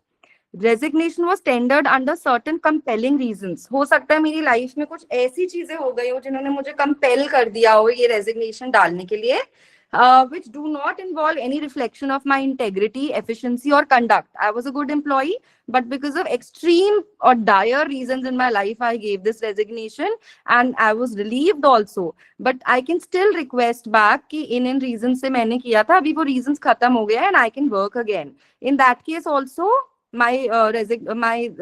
resignation will be cancelled. Request for withdrawal has been made as a result of material change in circumstances which originally compelled him to tender the resignation. तो वो change ही हो चुकी है reasons जिनकी वजह से मैंने compel होके किया था. Next, resignation was not tendered with a view to take an appointment in a private commercial company or under a corporation company, bond or controlled or financed by the government. यानी कि मैंने ये resignation इसलिए नहीं दिया था कि मुझे कहीं और काम करने जाना था. In that case also I can request for a cancellation. The period of absence from duty, this is important, between the resignation and resumption of duty is not more than 90 days. But कुछ exceptional cases में department of personal training तभी भी request को entertain कर लेता है अगर 90 days पार हो चुके हैं, फिर भी अंडर इट्स रूल नंबर 86 वो उसको रिलैक्स कर लेता है. हाउएवर अगर हम A, B, C, D, E या F की कैटेगरी में नहीं आ रहे हैं तो withdrawal of resignation which has become effective can be accepted only with the sanction of the government. यानी कि जो गवर्नमेंट में हाईएस्ट अथॉरिटी है, this is what I understood, वो ही हमें वापस अलाउ कर सकती है ज्वाइन करने के लिए. थोड़ी लैंग्वेज भी मुझे स्वामी की टफ लगती है वैसे टू बी ऑनेस्ट, बट इसका स्कैन मैंने कर दिया है और ये 2024 की स्वामी हैंडबुक की एडिशन है.